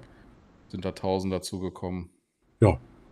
Also wer sich da interessiert für auch für Roadtrips und vor allem deine Videos vom Nugget gehen ja ziemlich gut, wobei man die immer gern anschaue. Ich fahre ja keinen, aber ich finde das immer so witzig. Am besten waren ja deine Szenen, wo du das Bett getestet hast. Ja, das ist auch das beste Video bisher. Echt jetzt? Ja, das ist über 20.000 Mal aufgerufen worden.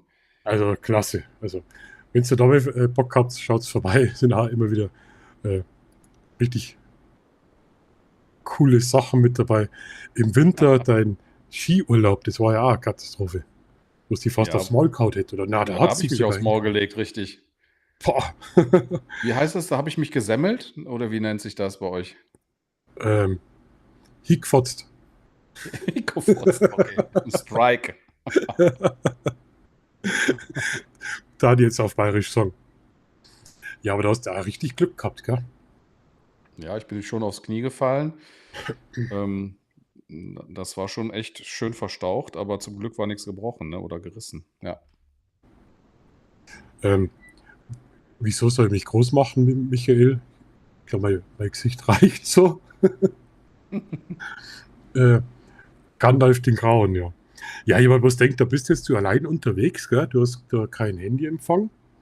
Du rutscht auf so einer scheiß Eisplatte aus. Jetzt stell dir vor, du hättest dir wirklich einen Knöchel gebrochen oder sonst irgendwas.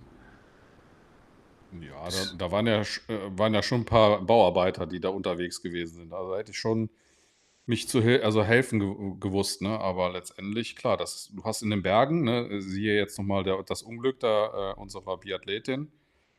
Oh Wenn ja, du alleine unterwegs bist, ist es immer blöd, ne? ja. Ja. Ja gut, die Athletin, die war nicht allein. Genau, haben wir letztes Mal gesprochen. Ja, Haben das wir stimmt. privat quatscht. Deswegen, ja, weißt du, so Ja, ein bisschen ja, entsetzt warst drüber, gell? ja, ja, definitiv. Ja, du musst halt aufpassen, ne, heutzutage. Auch wenn du mit super Ausrüstung unterwegs bist, kann immer mal was passieren, ne? Ja, ja, ist einfach so. Wünsche dir auch einen schönen Abend. Gehe natürlich an der Stelle voll zurück, gell? Ähm, ich finde es ja gut, dass die nicht gerettet wird. Ich finde es wirklich gut, Na, weil ich das ich war ja, glaube, ja, ich habe gehört, dass sie tatsächlich doch von der Regierung geborgen werden soll. Aber es ging wohl darüber, dass sie nicht gerettet werden wollte, wenn Menschenleben dadurch gefährdet werden. Das hat sie, glaube ich, ausgeschlossen. Weißt ja, du? genau, genau. Aber Aber ich glaube, dass der Leichnam schon geborgen wird irgendwann mal. aber auf 5000 Meter, glaube ich, ist es immer Risiko. das, Definitiv, definitiv. ach so, ja, danke, Michael. Jetzt checke ich das. Ja, aber so schnell geht's. So schnell geht's. Ja, da gibt es ja wieder so Schwurbler-Sachen dann. Jetzt habe ich wieder irgendwas im Internet gesehen vom Reinhold Messner, der ist sowieso ein Schwätzer, Reinhold Messner. Das ist der, was ein Yeti erst getroffen hat. Ja, okay. Äh, Reinhold Messner hat ja auch eine ziemliche Vergangenheit, wo sein Bruder ja abgestürzt ist und gestorben ist. Wo auch Leute sagen, er hätte ihm helfen können, aber da war er zu egoistisch, wollte lieber auf den Gipfel. Also da gibt es auch Gerüchte über den Reinhold Messner, dass er seinen Bruder da damals geopfert hat für seinen Erfolg damals. Und der muss irgendwie behauptet haben, dass es jetzt vielleicht doch nicht so ein Unfall war. Ja, dass es doch ein bisschen selbstverschuldet war. Also wie gesagt, da hört man wieder alles Mögliche. Aber so ist es ja immer. Am Anfang ist das Entsetzen groß und dann haben die Leute Zeit und dann werden da Sachen erfunden. Ja.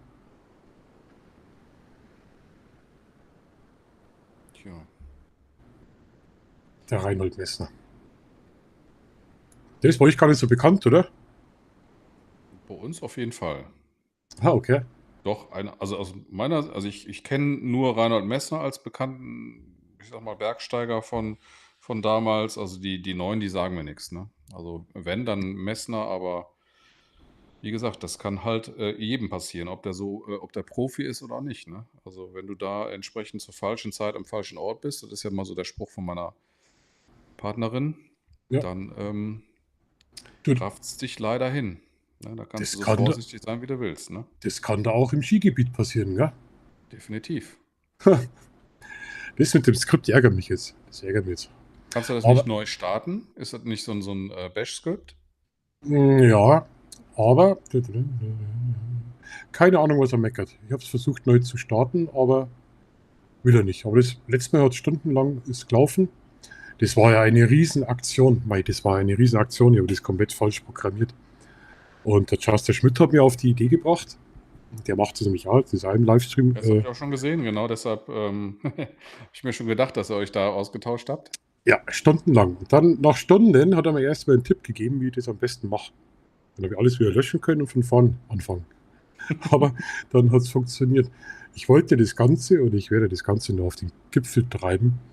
Und zwar stell dir vor, die Schnittstelle zu Amazon. Habe ich schon versucht, also das ist wirklich schon fast Hacking.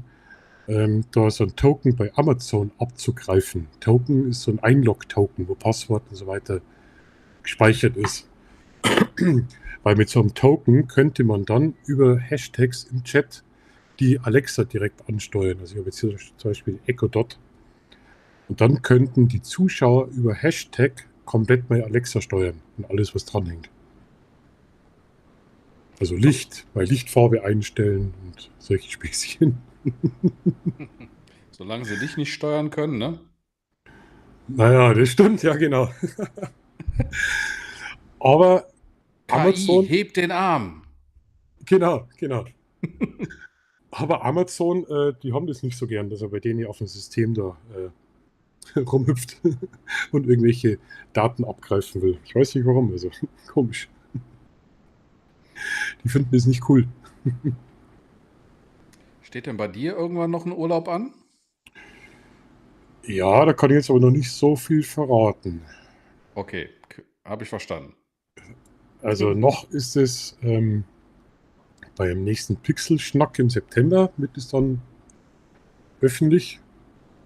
Ich habe da jetzt einen Trailer dazu gemacht. Ich kann bloß so viel sagen, da geht es um den nächsten Roadtrip.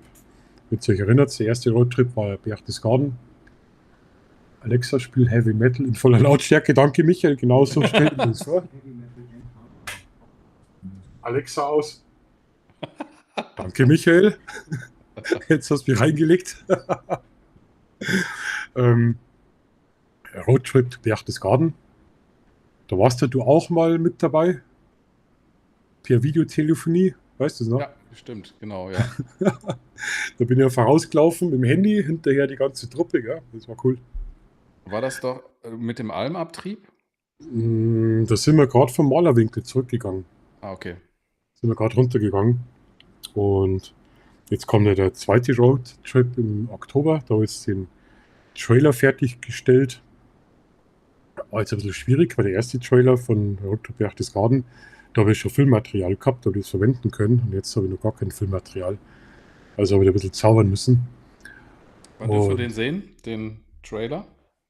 den werden wir dann bei Pixelschnack im September zeigen. Ah, verstehe. Genau. Und eigentlich habe ich gehofft, dass du auch mit dabei bist. Ja, sag ich, alle guten Dinge sind drei. Reinhold Messner, Bergsteiger. Ich kenne nur Luis Trenker. Ja, genau, der Luis Trenker. Der Luis Trenker ist aber so 30er, 40er Jahre. Ja, das ist schon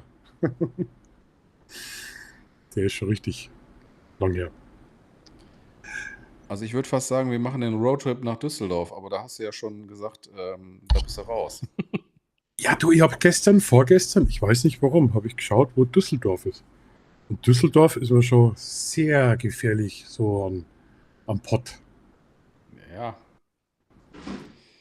das ist schon richtig. Oberhalb von Köln, Ja, am Pott. das ist schon mittendrin. Ich habe eher gehofft, dass Düsseldorf irgendwie so schön an der Ostsee liegt. So am Strand oder so, dass ich sage, okay, gut. Kommt vielleicht noch. Aber das liegt ja richtig im Höllenkessel, da wo ich nicht hin will. Na, Düsseldorf, glaube ich, hat bestimmt auch tolle Stellen. Also, bin ich mir ganz sicher. Es sind auch oft so Vorurteile. So wie ihr hier Vorurteile von den Bayern habt, so haben wir Vorurteile von den Leuten da oben wahrscheinlich. Naja, also ich sag mal, Berge ist schon schöner, ne? Also da gibt es schon nichts, ne? Da kann man. Rheinland ist Rheinland, aber wenn du in die Berge willst und da verliebt drin bist, dann gibt es nichts Besseres als ja, Berge. Ja, oder wenn man halt verwurzelt drin ist. Verwurzelt. Also, ja. Ja, Also mir wird was fehlen, wenn ich irgendwie rausgehe. Gut, ja, jetzt das da kann im ich Ghetto. durchaus nachvollziehen. Weißt, da fehlt einfach was. Der horizontale Blick und es ist flach, da fehlt was. Ganz schöne Grüße an dieser Stelle und einen wunderschönen Samstagabend noch. Fehmarn, Inselfotografie. Freue mich, dass du da bist. Der Stoppschild schreibt, Entschuldigung, Sascha, dass ich dir einfach so fies unterbreche die ganze Zeit, gell? Ne, ich lese auch gerade Mittagessen. Hoffe, ich habe nicht zu viel verpasst, habe mir mal Mittagessen gemacht. Hey, der ist faul, lungert auf dem Balkon rum, jammert, weil es kühl ist. Unglaublich, gibt's ja gar nicht. Ja, also der Stoppschild. Ja. Was wir im Norden haben, habt ihr nicht, Markus. Okay, was ihr im Norden habt. Ja, ja, Fehmarn hat wieder ganz einen eigenen Charme. Das stimmt. Seehunde. Ähm, aber wir haben auch das Bayerische Meer. Was meinst du denn? Chiemsee oder meinst du den Bodensee? Der Chiemsee wird als Bayerisches Meer bezeichnet. Ja? Ja, du hast da auch Muscheln, Ebbe, Flut, was du da Aber alles. der Bodensee ist doch viel größer. Ja, aber die wird nicht Bayerisches Meer bezeichnet. Okay. Also am Bodensee haben sie jetzt einen Haufen Schiffe wieder gefunden. Keine Ahnung, was die ganze Zeit rausziehen. ähm, apropos Fehmarn, es kann sein, dass ich jetzt noch zweimal nach Fehmarn muss. Und dann hoffe ich, dass unser Treffen mal klappt. Und zwar im Dorfkrug auf ein Bier. Das Bier geht auf mich. Bist du immer noch am Umziehen? Von Fehmarn nach zurück? Ja, das ist ein Doppelhaus. Eine Doppelhaushälfte ist jetzt verkauft worden. Und die Okay. andere Doppelhaushälfte ist noch ausgeschrieben und die ist noch zum Umziehen. Die ist noch zum Ausräumen. Ah, verstehe. Genau. Und da bin ich letztes Mal mit dem LKW runtergefahren und der fährt leider nur 90 und da bin ich wirklich 14 Stunden am Stück runtergefahren. Boah, das war lang. Also ich war froh, wie ich dann zu Hause war. Hast du denn wieder ein Video gemacht, wo du oben warst, oder hast du keine Zeit für gehabt? Na, ich habe leider keine Zeit gehabt, aber ich werde uns das nächste Mal schauen, dass ich einen Tag dranhänge, Mhm. weil ich möchte Fehmarn unbedingt mal Leuchttürme fotografieren. Ich habe noch nie einen Leuchtturm Okay. fotografiert und jetzt brauche ich mal so einen blöden Leuchtturm. Gibt's für uns nicht. Und dann Leuchtturm mit Vollmond oder mit Milchstraße. Das wär's. Oh, das wäre Hammer. Richtig cool wäre ein Leuchtturm mit so einem Sternenzieher dahinter im Kreis. Das wäre auch toll. Wie meinst du das? Naja, du kennst ja die Fotos, wenn Sterne so im Kreis wandern. Eine richtig lange Ja, genau. Langzeitbelichtung. Ja. Und mit so einem Leuchtturm als Vordergrund. Das wär mal richtig spannend. Ja. Da hatte ich dir, glaube ich, mal letztens eine Webseite gezeigt, ne? Ich glaube, deswegen habe ich auch den Schwan im Kopf. Ja? Ja, wegen der Webseite. Ja, also die Katja ist echt schon genial auf dem Gebiet, ne? Also die hat ja das Riesenbuch da Genau, derzeit. Ja. veröffentlicht. Das Buch ist wirklich auch ein Bestseller, ne? Also das vom Rheinwerk Verlag, da mache ich nicht zu viel Werbung. Also ich habe das Buch mir selber gekauft. Das hat, ich weiß nicht wie viele Seiten, aber ist auch, glaube ich, in der dritten Auflage. Okay. Und wer wirklich Astrofotografie machen möchte und ob es Einsteiger ist oder Fortgeschrittene, der kann da wirklich mal reingucken. Also das Buch kann ich nur empfehlen. Ähm, war das Nachtlichter? Genau, Das war die Seite. nacht-lichter.de. Ja. Da können wir ja kurz reinschauen. Wir haben alles da. Können wir machen. Jetzt pass auf. Was haben wir hier? Desktop. So. Das ist die Seite, gell? Ja, richtig. Und wenn du da oben auf Buch gehst, dann siehst du einmal, wo das Buch zu bekommen ist und welche Kapitel sind. Ich glaube, es gibt auch sogar so Ah, Leseseiten, die du dir angucken kannst und mhm. Inhaltsangabe sowieso. Aber es ist wirklich sehr, sehr umfangreich, ne? Ich sehe es gerade. Gibt es auch als E-Book. Rheinwerk Verlag, stimmt, hast recht. Auf Gibt es auch Amazon als gibt es es. E-Book, genau. Und dazu passten dann auch Videokurse, bietet sie an, aber du kannst auch auf, warte mal, Portfolio gehen und da findest du dann auch Ui, ui, entsprechend, ui, genau, ja. ui. So und ja, dann diese Star Trails, glaube ich, das ist das, was du gesagt hattest eben, ne? Mhm. Wenn du ein bisschen runter scrollst. Also Sonnenuntergang ist auch interessant. Ja, Inselfotografie. Mit Leuchtturm. Ja, genau. Jetzt sind wir bei Star Trails.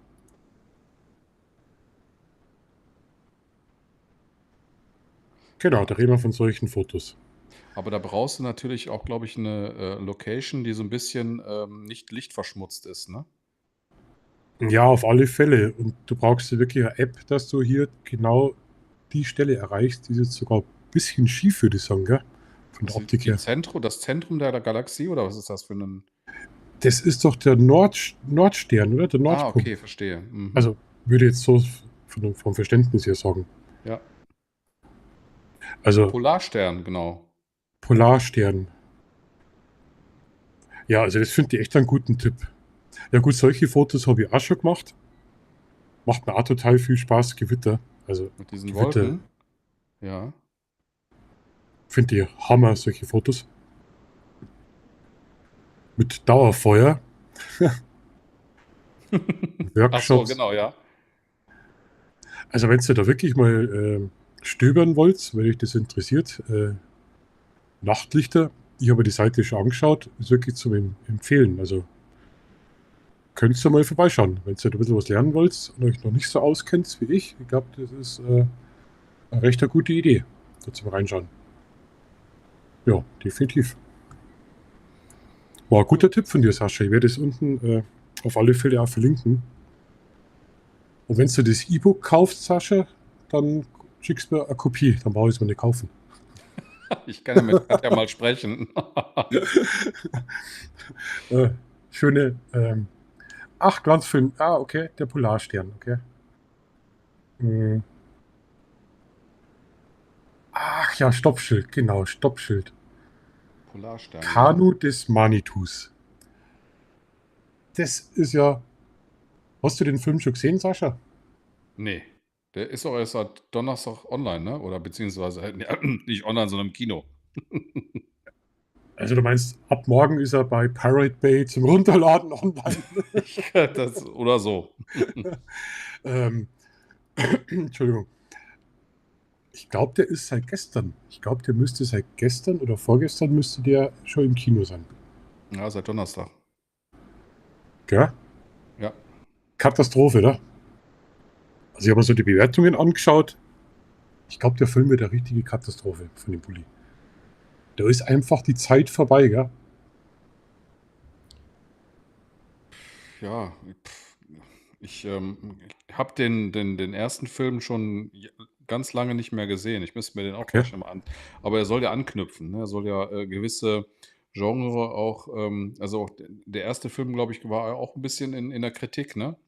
Ja. Ja, da hat man, ich habe letztens ein Interview, wo war der denn? Bei welchem Livestreamer? Bei Henno Blatt. Kennst du Henno Blatt? Nö. Da war ganz kurz und hat seinen Film promotet so ein bisschen und da haben sie dann auch über die Schwierigkeiten beim zweiten Film gesprochen, ne? Also, Okay. entweder mag man ihn oder mag man ihn nicht, den Bully Herbig, ne? Ich mag ihn zum Beispiel, ich mag seine Art, aber ich kann mir auch gut vorstellen, dass der Film nicht so gut ankommt. Also, der Bulli kommt ja aus München, also Nachbarschaft. Und der ist ja eigentlich bekannt worden durch das Provozierende. Der hat ja damals freie Hand gehabt. Aber die Gags vom ersten Teil, wo man gesagt hat, okay, gut, der hat sich einiges getraut, hat teilweise die Grenzen, Entschuldigung, ausgetestet. Und das war ja das Spannende. Das waren ja die Lacher damals auch im ersten Teil. Damals am schwulen Winnetou in Rosa und ja, total irre. Und der zweite Teil, er traut sich nichts mehr. Das ist alles aufgewärmt. Er traut sich einfach nichts mehr. Und das ist eigentlich ganz interessant, weil wir sind ja mittlerweile in so einer Cancel-Culture, sage ich mal. Und ich glaube, dass der ziemlich Angst gehabt hat, dass er so die Grenzen ein bisschen auslotet. Wobei er, glaube ich, überlegt hat, diesen Winnie-Touch, ist ja sein Mhm. Hauptcharakter unter anderem, den kann er eigentlich nicht rausnehmen. Also, das war ja der Bringer im ersten Teil, fand ich. Ja, aber er bringt nichts Neues. Er bringt nichts Neues. Also Na ja, gut. Slapstick. Mehr ist es leider nicht. Mhm. Und vom Bully Herbig bin ich eigentlich auch ziemlich enttäuscht, weil ich aber damals sehr viel Kontakt gehabt zu Erkan und Stefan, der Okay. Florian Simbeck. Und die haben ja früher mit Bully auch viel gemacht und dann ist Corona gekommen. Und während Corona hat der Bully das Format LOL angefangen. Das war so eine Lol. Fernsehshow, wo die Künstler Mhm. nicht, Comedians nicht lachen dürfen. Mhm. Und während Corona war es natürlich so, dass die ganzen Künstler keine Auftritte gehabt haben und da wirklich geschaut haben, dass sie Geld ran schaffen können. Also die haben auch Familien zum Ernähren gehabt und das war teilweise wirklich schwierig für die. Und dann hat es wirklich Künstler gegeben, die haben dann beim Bulli auch angefragt, wegen Unterstützung, wegen Auftritte und so weiter, die mit dem schon zusammengearbeitet haben, erfolgreich. Und Erkan und Stefan ist jetzt auch kein Comedy-Duo, was jetzt nicht so unbekannt ist. Und da ist nichts draus geworden. Und da war die Stimmung eigentlich dann eher schon so, dass während Corona die Künstler untereinander geschaut haben, wie sie sich untereinander supporten können, helfen können, verstehst du? Ich Mhm. meine? Und da ist Erkan und Stefan sind da ziemlich verlassen worden. Von daher gesehen hat der Bulli für mich nicht mehr so die Sympathie, weil ich das damals so mitbekommen habe, was das im Showbusiness wirklich krass egoistisch, wie das da teilweise abgeht und was das untereinander für Seilschaften und Vetternschaften sind. Das ist total verrückt. Muss man so als Hintergrund. Wobei Erkan und Stefan haben es auch mal versucht, als dass sie nochmal quasi ein Comeback starten, ne? Und das ist, glaube ich, auch gnadenlos nach hinten losgegangen, ne? Ja, das Problem war, aus den ersten Filmen kriegen die ja fast nichts mehr. Die haben mehrere Filme gemacht. Mhm. Und der letzte Film, der da vom Florian Simbeck dann als Produzent gemacht worden, und da hat er sich ja ziemlich überschuldet, ist er dann in Privatinsolvenz gegangen, weil die Produktionskosten und so weiter, die waren enorm hoch, also wirklich. Oh, er meckert. Waren enorm hoch, also ist nicht so gelaufen, wie es sollte. Mein Gott, passiert, wenn man sich selbstständig macht. Gell? Ist jetzt eine Ruhe, du blöder Eisvogel. Und jetzt hast du mich rausgebracht, du blöder Vogel. Jetzt weiß ich noch, was ich erzählen wollte. Eigentlich sollte gar nicht so viel aus dem, Produktionskosten, sagst du. vielleicht sollte gar nicht so viel aus dem Nähkästchen plappern, aber da gibt es ganz tolle Interviews. Das ist ganz interessant, wie es das im Hintergrund abläuft. Also die verdienen von den ganzen Erkan und Stefan-Filmen, verdienen die gar nichts mehr. Das geht alles an die Produzenten. Und der letzte Film ist dann die Firma ja pleite gegangen, weil das so enorme Kosten sind, was man eigentlich am Anfang gar nicht überblicken kann. Aber es war halt der Versuch mit der Selbstständigkeit, hätte natürlich ja klappen können.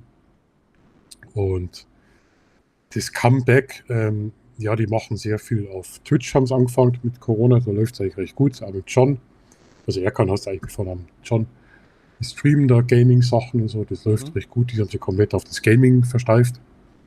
Aber das haben viele gemacht, ne? Auf Twitch dann gewechselt.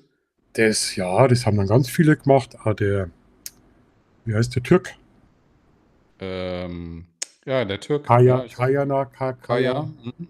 genau, der hat das dann auch in die Richtung Paul gemacht. Panzer hat das, glaube ich, auch gemacht. Mit Paul Panzer dann zusammen, Ja. genau. Also dann mit Corona, wo eben keine Auftritte mehr waren, haben dann viele sind dann da auf das Twitch-Format übergesprungen und sind da wirklich hängen geblieben.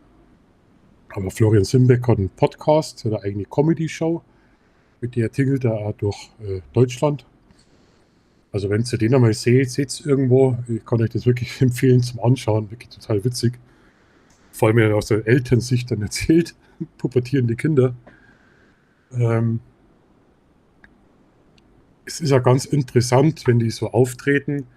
Da werden die Haare gefärbt, da wird der Bart gestutzt, da wird der Bart gefärbt.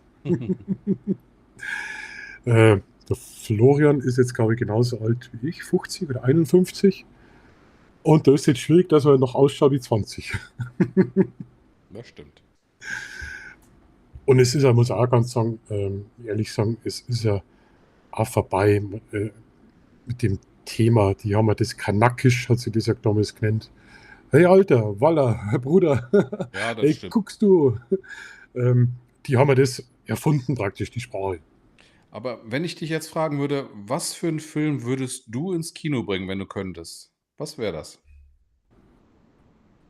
Ich würde was Regionales, was Bayerisches, Eher so so lustiger wahrscheinlich. lustig, Ja, lustig, ja. definitiv. Weil ganz ehrlich, die Zeit heutzutage, da wollen die Leute lieber lachen. Und die Düsselsteiner würdest du nicht groß rausbringen wollen. Die Düsselsteiner Zipfiburm, Ja. doch die Daten dann im Hintergrund laufen. Okay. Passt. Aber das wissen viele nicht, was es ist, ne? Na, das wissen viele nicht, aber das werden wir noch promoten müssen. Ja, stimmt. Also, der Ja, Sascha und ich, wir haben ja eine Band gegründet. ja, so sieht's aus. Wir sind noch nicht so erfolgreich, aber Hm. wir nennen uns Düsselstorner Zipfiburm. Machen volkstümliche Volksmusik. Düsselstorner wegen Düsseldorf und Traunstein. Genau. Also wenn So ihr sieht's nämlich bald aus. was im Plattenladen seht von uns, Düsselstorner Zipfiburm. Vielleicht auf alle Fälle. Ja, genau. Nackte Kanone, sowas in der Art und das auf Bayerisch. Das wäre so richtig cool. Wäre mal oder, ja, keine Ahnung. Der Wichser. Hat mir auch total gut gefallen. Aber Aber ist das das ist ist nicht auch von wann ist denn der Wichser ist auch nicht Kalkofe. Kalkofe, ne? Ja, ich kenne nur fränkische saure Zipfel. Oh, Glanz, jetzt wird es aber unanständig, gell? Jetzt, ja, komm, wir haben schon 11:30. Also von saure Zipfel will ich ja aber nichts lesen jetzt. Ja, viel Spinne, sage ich da. Genau. Das waren Formate und das wird auch kritisiert bei dem neuen Bully-Film, wo die neue Generation nichts anfangen kann. Weil da ist beim neuen Bully-Film zum Beispiel so die Szene von Louis Dufiné drin. Die heutige Generation kennt kein Louis Dufiné mehr. Das funktioniert nicht mehr. Und bei der Wichser sind da auch Sachen drin. Agatha Christie, keine Ahnung, Edgar Wallace, kennt die Generation auch nicht mehr. Hast du den Film schon gesehen? Das Kanu des Manitus? Na, ich habe ein paar Kritiken angeschaut, weil es mich Okay. einfach interessiert hat. Ja. Also ich schätze, es wird ein Flop. Also mir ist das Geld nicht wert, dass ich dafür ins Kino gehe. Ganz ehrlich. Werde ich. Was die Szene ist auch beim Kanu den Manitou drin. Ah, okay.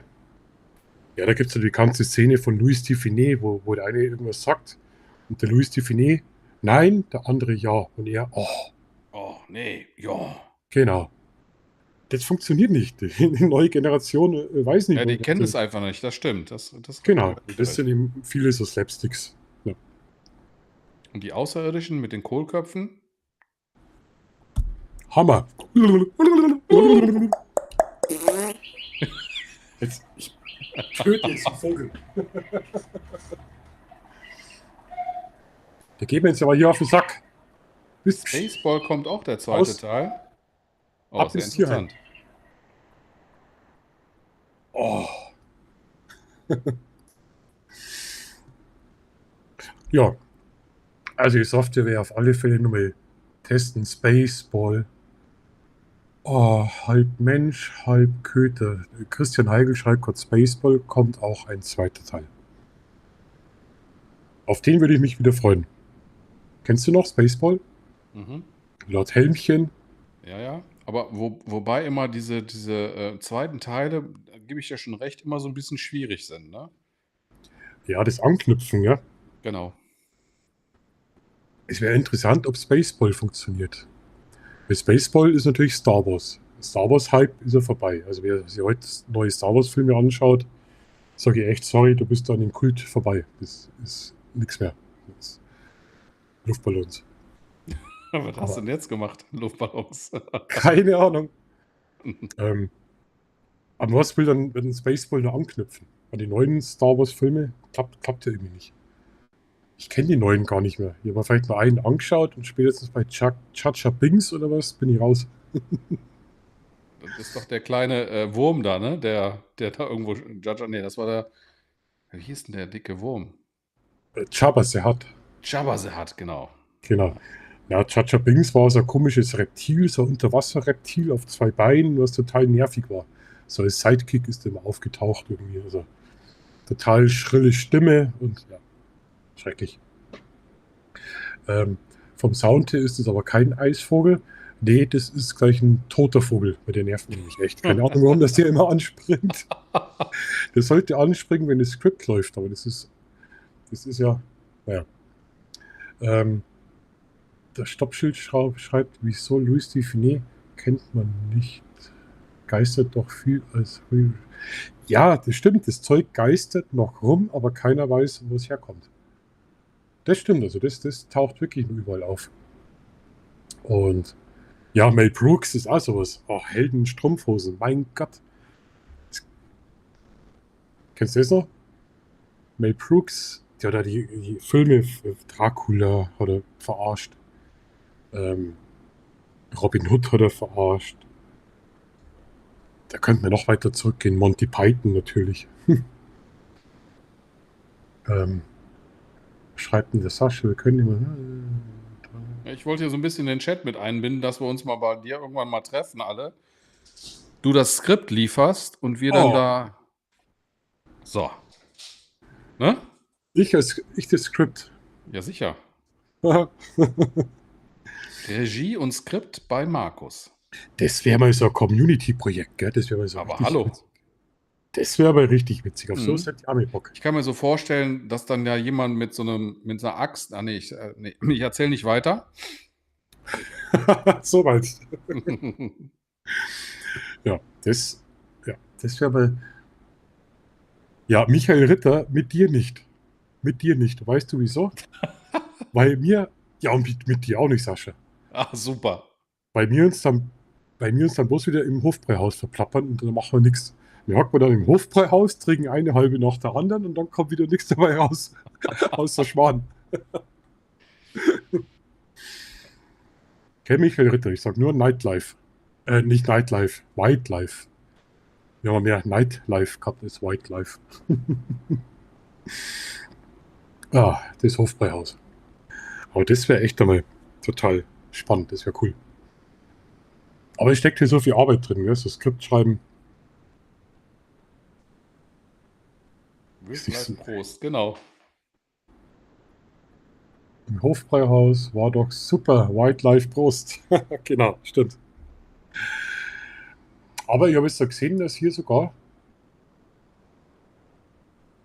der Chat abgekackt ist. Die letzte Nachricht war von Michael Ritter. Ich finde natürlich spannend, weil so eine Software sollte eigentlich schon zuverlässig sein. Okay. Naja. Jetzt haben wir schon 11:30. Musst du morgen arbeiten? Nee. Nee. Kannst du ausschlafen? Ja, ich wollte tatsächlich morgen noch ein kurzes Video zurechtschneiden, Okay. das dann auch morgen rauskommt. Insofern, ja, ich stehe auch nicht spät auf. Also 8 Uhr bin ich wahrscheinlich wach. Setze mich an den PC und dann bis Mittag gehe ich zum Mittagessen, bin mit verabredet und dann, ja, muss ich Montag Also, wieder arbeiten. Also es ist diesmal mein freies Wochenende, sagen wir mal so. also ganz gechillt. Genau. Andi, grüß dich. Dir auch einen schönen guten Abend. Wie es die Leute noch reintreibt, ich finde das total cool. Aber jetzt mal eine Frage in den Chat. War heute irgendjemand live?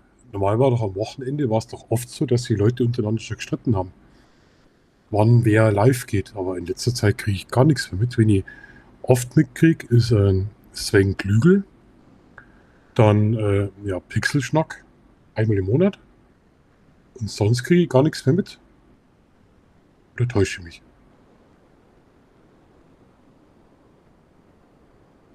Schön, wenn ein Wochenende auf ein Wochenende fällt. Stoppschild, es ist zwar ganz selten, das stimmt, aber dann ist es wirklich ein Glücksfall. Also meistens alle 4 Wochen. Ja. Richtig, richtig abartig wird es, wenn der Sonntag dann auf den Sonntag fällt. Wahnsinn. Das ist dann klasse. Du, sag einmal, Stoppi, Spezi-Freund. Ich werde jetzt auch mal als Gast verpflichten hier, gell? Dass du Bescheid weißt. Der drückt sie immer. Eigentlich wollte ich mich diese Woche mit Murat treffen. Aber Der ist irgendwie am hat es nicht. Bodensee, ne? Ja, der wollte irgendwie, der hat gefragt, wegen am Campingplatz hier in der Nähe, weil er dann raufgefahren wäre, die Woche. Und dann habe ich ihm Campingplätze geschickt, hier in der Gegend. Und irgendwie habe ich seitdem nichts mehr gehört davon. Ja, wobei man, glaube ich, sagen muss, dass die Campingplätze momentan überall sauvoll sind, ne? Wegen der Ferienzeit. Weiß ich nicht, wie das ist. Ja, Bin ist so. kein Camper. Ja. Meinst du, dass die so ausgebucht sind? Mhm. Echt? Kann das wirklich passieren? Ich war heute in Roermond in den Niederlande und da waren 3 oder 4 Campingplätze, wo wir vorbeigefahren sind, waren mindestens alle ausgebucht, ja. Okay, Das das war ist ja sauvoll. krass. Dann kannst du so spontan eigentlich gar nicht mehr fahren, wie es früher war, dass du gesagt hast, du kennst einen Campingplatz, da fahren wir hin. Du Die musst guten es mit. Plätze sind meistens voll, ja. Oh Gott. Ja, das ist natürlich schon blöd. Ja. Also so kennt ihr es nicht. Also ich kenne das wirklich nur so. Wir sind ja früher auch viel Camping gefahren, nach Italien natürlich. Klar, 70er, 80er Jahre. Hm, Da haben wir nie was buchen müssen. Also volle Campingplätze kenne ich so jetzt nicht. Gut, ich meine, die letzten Jahre ist ja der Campingboom gewesen, ne? Also so viele Fahrzeuge, wie da Hm. zugelassen worden sind, gerade in Corona-Zeit, ne? Ja, da haben sie Aufnahmen von München gezeigt, weil sich jeder Hund und Kunst da ein Wohnmobil gekauft hat. Die haben gar nicht mehr gewusst, wo es die Wohnmobile parken sollen. Das waren Straßen voll mit Wohnmobile. Irre. Aber eigentlich müsstest du ja jetzt recht günstig kriegen, oder? Ne. Also die Preise fallen, ja, aber ich sag Mhm. mal, gerade mein Fahrzeug ist jetzt ich glaube, im März noch mal vom Basispreis her noch mal gestiegen Okay. und schon nicht mehr unerheblich gestiegen. Also da haben sie noch mal ordentlich zugelegt.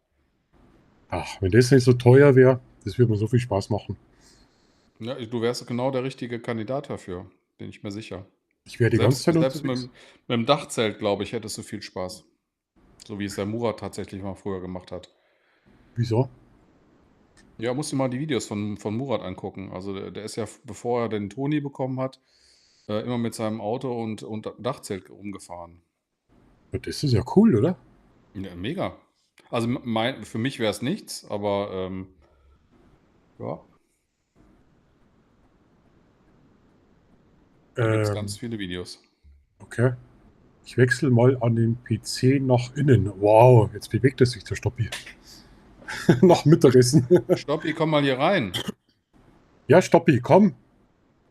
Nicht quatschen, machen. Ähm, also ich hätte Angst, wenn ich jetzt auf mein Auto klettern würde, da oben aufs Dach. Ich hätte echt Angst, dass ich. Das ist, Ja gut, du darfst halt nicht einen Trabant nehmen, ne, wo du nur oben Papa hast. also ich stelle mir da jetzt so ein Leopard 2 vor, mit einem Zelt drauf. Das wäre so Oder eins, was ich so. da. Aber wenn ich mir jetzt so ein Mi vorstelle, mit 2 Millimeter Dach, glaube, das klappt nicht. Ne. Ähm, Ende der 80er mit meinen Eltern erlebt. Apropos Glanzi, du bist auch mal fällig als Gast, gell? Möchte ich kurz erwähnt haben. Meine Eltern, dass wir in Norditalien campen wollten und bis Elba runterfahren mussten und dort erst wild standen, bevor wir auf einen Platz kamen. Echt, jetzt Elba? Elba ist ja ganz schön weit unten. In den 80ern, okay. Verrückt. Oder meine Eltern haben doch gebucht, weiß ich nicht. Ich weiß nur, als Kind, das war ganz toll. Das war ganz toll mit dem Wohnmobil. Ich weiß gar nicht, ob das erlaubt ist. Sascha, du kannst mir das sagen. Und zwar haben wir ein Wohnmobil gehabt und da waren die Betten über dem Führerhaus. Ja, das ist eigentlich nicht schlimm. Solange die Genau. Sicht des Fahrers nicht verdeckt ist. Naja, aber Wenn wir du sind dein das. Bettdeckel runterhängen lassen lässt, dann der Fahrer nichts mehr sieht, das ist Nee, aber schlecht. wir sind da über den Brenner als Kinder oben gelegen und haben vorn war so ein kleines Fenster, haben wir rausgeschaut. Jetzt weiß ich gar nicht, also meine Eltern, glaube ich, haben damals gesagt, das ist eigentlich nicht erlaubt, dass man da schläft unterm Fahren. Während der Fahrt glaube ich auch nicht, weil während der Fahrt musst du doch angeschnallt sein. Gell, ich glaube, das war voll illegal. Ja, Aber richtig geil. Das weiß ich noch ja, als Kind, wie wir fahren. definitiv. Das ist so wie beim Doppeldeckerbus, oben quasi oben zu sitzen, ne? Und rauszugucken. Ja, das ist eine richtig tolle Kindheitserinnerung. Im warmen Bett, was zum Waschen und schaust vorne auf die Autobahn, wie du über den Brenner fährst. Das weiß ich noch. Aber normal oder ein Wohnwagen. Du darfst ja eigentlich im Wohnwagen keine Menschen transportieren, oder? Nein, Nicht, gell? während der Fahrt nicht, ne. Kommt aber bestimmt vor, da bin ich mir sowas von sicher. Ja, 100 Pro, 100 Pro. Vor allem, wenn man schaut, wenn die so verwogen werden, was die teilweise überladen sind, die Wohnwägen. Das ist ja brutal, wenn die Lebensmittel dabei haben.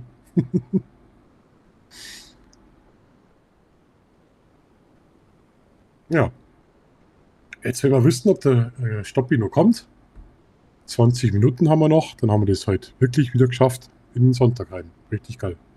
Du machst jetzt jeden Samstag diesen Night Talk?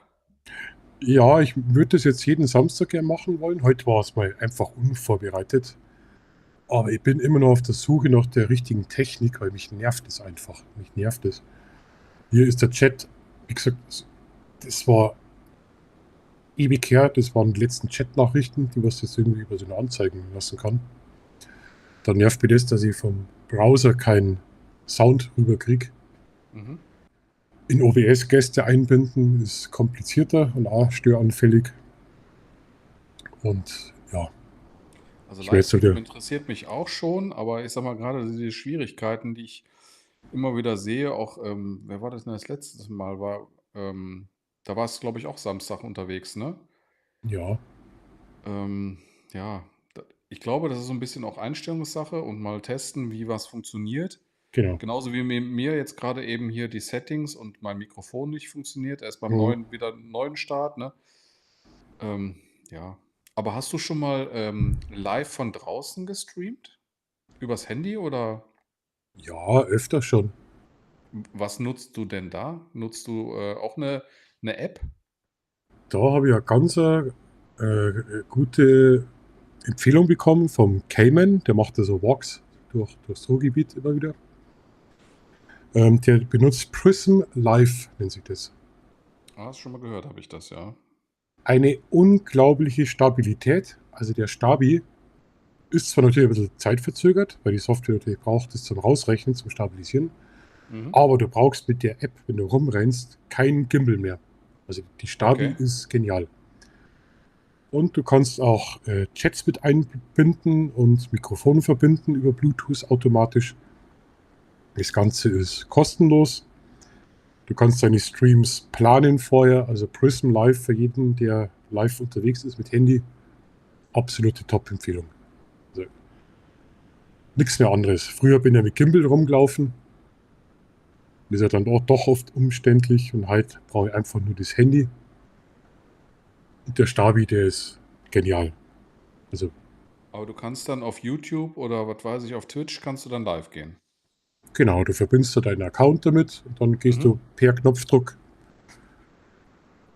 planst du den, dann gibst du einen Namen ein, Beschreibung, vielleicht ein Thumbnail Okay. noch und dann kannst du das alles schon planen. Der verbindest du mit dem Studio Mhm. und postet praktisch den Stream dann. Ja. 14 Zuschauer, ihr seid verrückt. Wie ist eigentlich Weil der Ton jetzt mit dem Plop-Schutz? ich finde ihn tatsächlich, besser. Ist angenehmer, gell? Ja. Das Ploppen ist wirklich, es nervt. So, wieder da. Jetzt aus dem warmen Zimmer. Der Stoppschild ist nur am Jammern. Zu kalt, zu warm. Also, ich weiß nicht. Ich glaube, den hat der Türkei-Urlaub nicht so gut getan. Hast du falschen Döner erwischt?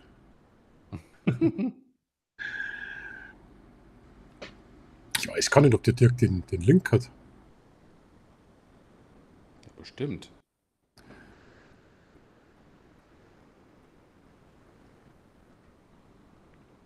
Jetzt pass auf. Jetzt.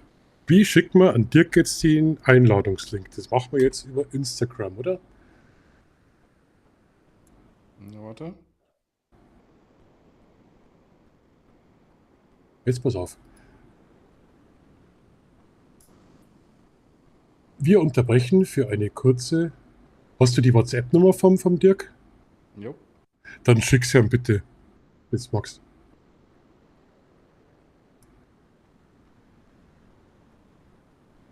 Also wenn der Stoppschild kommt, dann kann ich leider für nichts garantieren, dass er pünktlich dann Das wird Schluss noch mal machen. das wird das Highlight werden heute. So, warte, Moment. Warte mal. Toppi, ich schicke dir jetzt.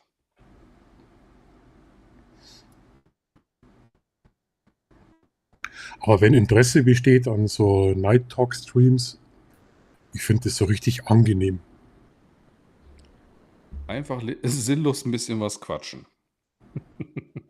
Ja, ja, sinnlos. Also Themen hätte ich eigentlich schon, aber heute war ich zu faul. Und irgendwie passt es ja besser so in die Nacht, einfach mal hinschauen, wo es einen hintreibt. Finde ich ja jetzt ganz angenehm. Wir streamen jetzt seit 100 Minuten. Ihr seid total verrückt. Und der Vogel hält da die Klappe endlich. Dann habe ich noch einiges zu tun, ja. Wie gesagt, das OBS einrichten, anständig Stream-Software, vor allem die ist so teuer. Die kostet jetzt, glaube ich, die kann ich jetzt einen Monat gratis testen. Kostet, glaube ich, $25 pro Monat. Was, OBS? Das Yo-Stream. Ach so, okay. Dann das andere, StreamYard und, ach, wie heißt das andere? Restream. Restream, da hat mir recht gut gefallen. Das war der letzte Stream. Der kostet aber dann schon 35 € im Monat. Und das ist schon ein bisschen viel, finde ich. Aber wir streamen heute wirklich in 1K, also nicht in 720p. Heute haben wir einen 1K-Stream. Würde sie natürlich anbieten, wenn man Fotos anschaut, gell? Oh, da ist der Stoppi, um Gottes Willen. Nee, Stoppi, ich kann dich nicht sehen. Ich kann dich nicht. Ja. Ach, Schönen guten jetzt aber, Abend. oder? Ja! Oh, der Vogel flippt da schon aus. Ja, geil. Oh, jetzt bin ich ganz nah. Gehst du aus? Schöner guten Abend. Hallo Stoppi. Ja, grüß dich, Urlauber. Wie Urlauber. Mein Urlaub ist schon wochenlang vorbei. Wie lange brauchst du zum Video machen? Das ist wie bei Star Wars. Mehr Dela brauchst, oder? Stimmt. Ja, das stimmt. Kommst gerade von der Arbeit, oder was? Ja, ich hab Mittagsschicht. Okay, cool. Ja, das gefällt mir jetzt, dass du dabei bist. Saugeil. Ich bin jetzt schon 2 Minuten nicht da. Dann komme ich wieder und dann ratsch mal. Ich muss mich an Jonas ins Bett bringen, weil sonst schaut er nur bis morgen früh YouTube. Ja, sowieso, wir doch auch. Okay? Ich bin gleich wieder da. Jonas klar. ist doch schon im Bett. Ja, der liegt im Bett und schaut YouTube. Nee, meiner. Mein Jonas. Ach ja, ich Dein komme mit den Jonas. Namen so. Von Traumgrafer, der Sohn heißt Markus. Dein Sohn Jonas, er Jonas, ich Markus, ich dreh durch. bin gleich da. Hallihallo. Hallo, Nackedei Travel. Ja, Dirk. Wie war denn die nackte Kanone? Gut, ich habe ja schon die Trailer vorher gesehen. Klar, Ja. das ist natürlich immer das Beste, aber es war auch ein bisschen gerade mit dem Stuhl, war es in Wirklichkeit ein bisschen anders da, ne? Okay. Und also ich hatte das gar nicht so richtig auf dem Programm, dass es jetzt quasi so ein Remake gibt. Die Schauspieler waren okay, waren gut. Du, gut, Liam Neeson, der ist doch wandlungsfähig. Der war doch Oskar Schindler, der war Qui-Gon Jinn, der war schon alles Mögliche, ne? Ja, okay. Tja, Tja, Kanu des Manitus war ja eben noch Thema, ne? Guckst du dir den an oder hast du da gleiche Meinung? eventuell, also ich weiß gar nicht, ob ich damals die erste Teil im Kino gesehen habe. Also meine Frau war damals sehr begeistert. Ja, warte, ich schiebe mal gerade das Fenster hier rüber. Haha. Ist ja ein bisschen anders da wie StreamYard, die Software hier. Ne? Ja, aber sind die nicht alle gleich aufgebaut? Gut, bei StreamYard hat man immer den Chat, den YouTube-Chat im Fenster gesehen, ne? Ja, das stimmt. Ja, den habe ich hier rechts bei mir.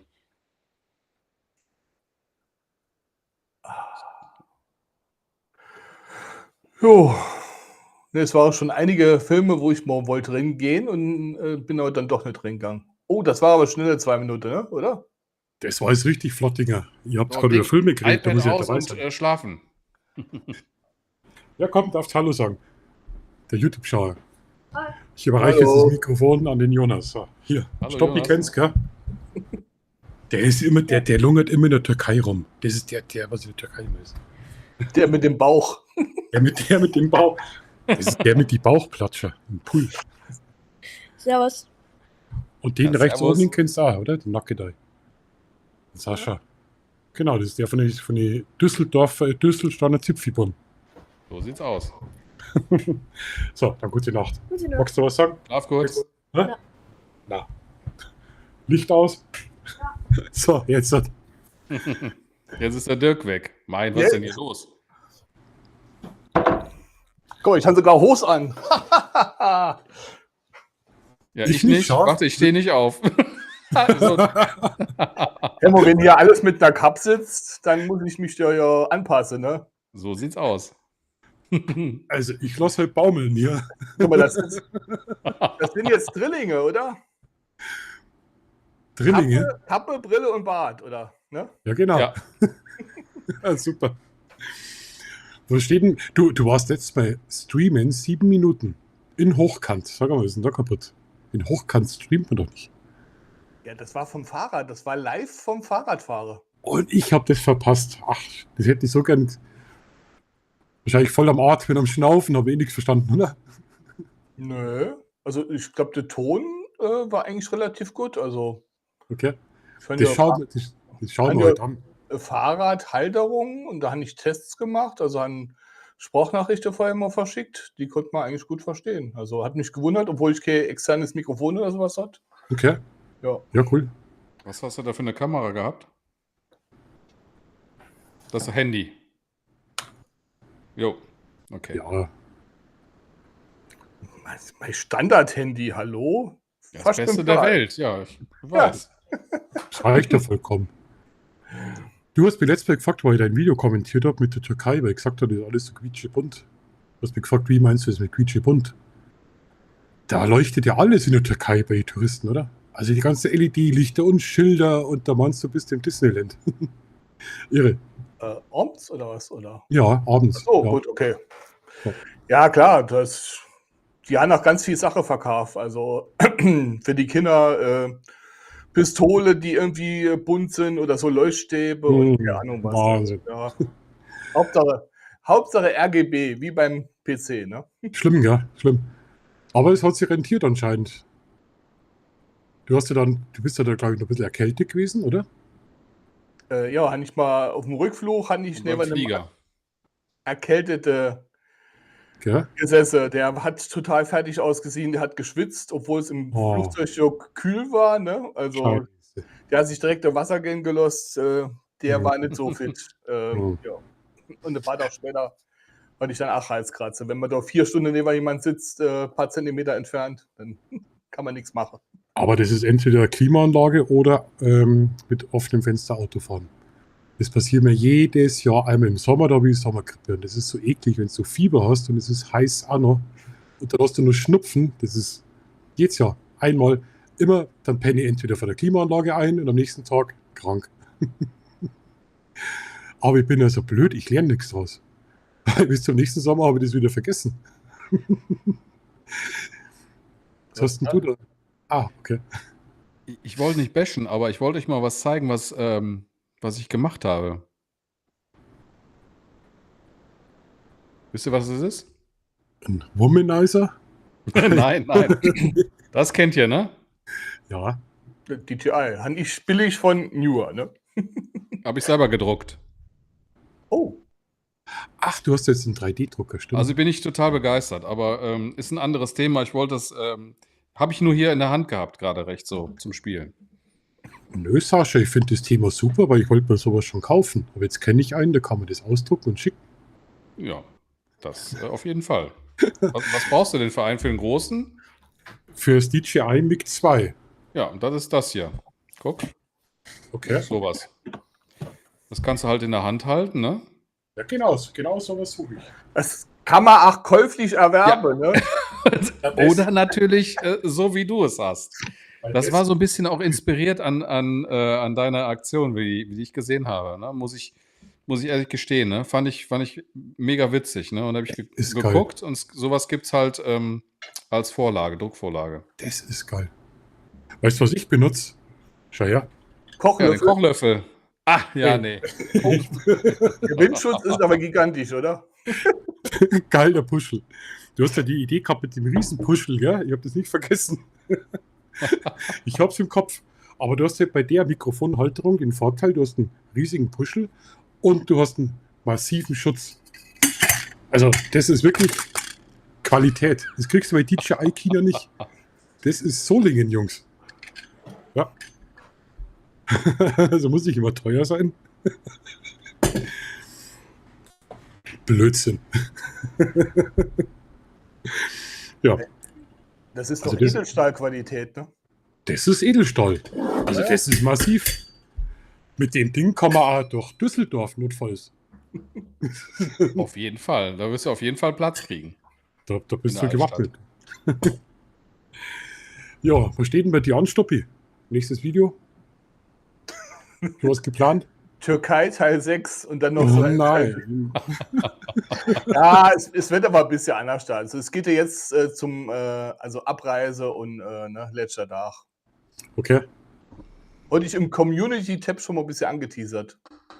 Was bei mir immer auftaucht, ist das Video von dir im Bruder Tack-Kostüm. Jedes Mal. Das taucht bei mir jedes Mal wieder auf. Ah. Obwohl ich das schon 1000 Mal angesehen habe. Keine Ahnung. Vielleicht ist gehypt worden.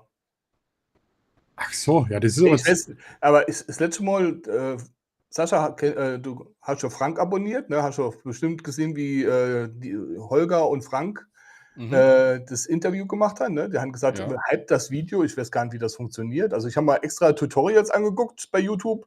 Irgendwie Kommentare überziehe oder sowas. Funktioniert bei mir nicht. Also Ja, du kriegst, wenn du Like-Button drückst, kriegst du automatisch die Hype-Funktion angezeigt. Also ist bei mir auf jeden Fall auf dem Handy so. Auf dem Browser geht es nicht, auf dem Mac. Nur übers Handy. Die haben gesagt, es wird nur auf dem Handy gehen, aber auf meinem Handy ist das Handy wahrscheinlich zu alt. Ne? Also bei mir Aber klappt es auch das nicht. Video muss auch 7 Tage alt sein. Also es darf nicht länger als 7 Tage sein, ne? Mhm. Okay. Aber ganz ehrlich, der Hype, das geht für kleine Kanäle, haben sie gesagt, bis 500.000. Bis 500.000, ja. Schau, da bist du drüber, Stoppi. Nee. Aber ich habe schon gedacht 500, aber dann ist ja noch das 1000 kommen. Da habe ich schon gedacht, oh, der Frank ist ja drüber, aber ne. Ja. Also ganz ehrlich, Kanäle, die bei 100.000 sind oder was, das sind keine kleinen Kanäle mehr. Bei YouTube hat er das so versprochen, so für die kleinen Kanäle. Ich rede von winzig kleine Kanäle. Aber nicht bis 500.000. Das ist ja wieder so ein Riesenpool, wo man so als kleiner Kanal ja auch wieder absäuft. Macht einfach keinen Spaß mehr, YouTube. Aber muss ja aber nochmal jetzt ein neuer Content kommen. Wie gesagt, ich habe mal ja Fahrradkauf. Kann ich jetzt an der Stelle ja spoilern, beziehungsweise man hat mich ja vielleicht auch schon mit dem Fahrradhelm oder so gesehen, beziehungsweise Livestream-Video mit dem Handy. Ja, Okay. ich bin jetzt auch unter die Elektromobilität gegangen. Ne? Oder gefahren, besser. Der Murat ist ja auch so ein fleißiger E-Bike-Fahrer, gell? Ja. Der Was hat zwei. 2 hat der. Ja, ja. Tandem oder was? Der Strolch habe ich so versetzt, der wollte die Woche hierher kommen. Der war doch in Österreich. Ich weiß aber nicht wann. Oder ist er jetzt noch in Österreich? Ich weiß gar nicht. Ich glaube, die Woche fährt er wieder zurück. Aber der war in Österreich. Aber Österreich ist er, naja, ziemlich lang, geht er bis ins Allgäu rüber. Ich glaube, der wollte auch zum Bodensee noch, definitiv. Ich glaube, das letzte Video war vom Bodensee. Ja, naja, wird schon irgendwann klappen. Wobei, vielleicht ist er jetzt nicht mehr zurück, weil er ist, glaube ich, irgendwie mit seinen Kindern unterwegs. Oder? Das kann sein, ja. Naja, das klappt schon irgendwann. Naja, hast du das Video gesehen von seinem Hund? Mit dem Giftköder. Ja. Das war ja schlimm. Also das ist mir auch ans Herz gegangen, muss ich ganz ehrlich sagen. Das habe ich voll nachfühlen können. Also das war schon... Aber Gott sei Dank hat er es ja geschafft. Der Hund. Sie, Bonnie. Der Hund. Ja, die Hündin, hallo? Servus. Der Bonnie. Du als... Jetzt warte mal, du bist jetzt kein Hesse, nicht? Ich verwechsel das immer. Ganz fix. Hallo? Nein, das ist ein Badenser, so ein Gelbfüßler. Oh, Wie heißt das Geil, wo du herkommst? Patensa. Was? Was? Jetzt pass auf, der Stoppi ist kein. Helfst du mal. Saupreis. Na. Du kommst doch. Jetzt pass auf, Hessen ist oben. Du kommst aber von rechts. Nee. Nee, links. Ja, links ist Tschechei. Du brauchst dir nicht erzählen, dass du Tschech bist. Hä? Von mir aus gesehen. Ach so, Von dir ich aus habe auch gedacht, links. ich hab gedacht auf der Deutschlandkarte. Ach so. Also ich bin ja ganz rechts unten. Ja, von Ja. dir aus aber auch links.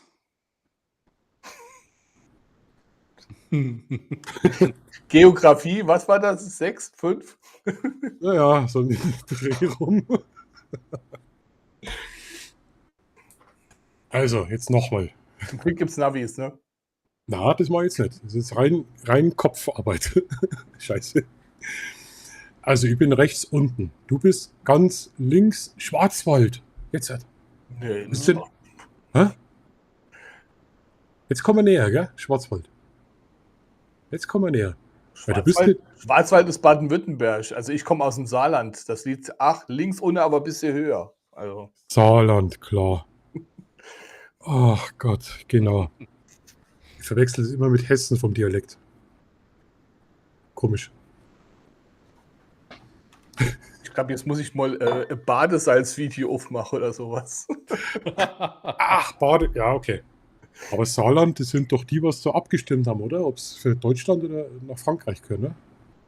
Naja. Ja, das war doch das keine Ja. Futsal da. Jetzt. Schau, bin ich doch nicht so doof. Naja, man lernt was. Jetzt weiß ich, dass Düsseldorf nicht an der Ostsee liegt. Und der Stoppi nicht in der Tschechei. Na gut. Also mit der Software muss ich unbedingt noch mal schauen. Wie schaut's aus? 1 Minute vor Mitternacht. Habt ihr irgendwelche Themen?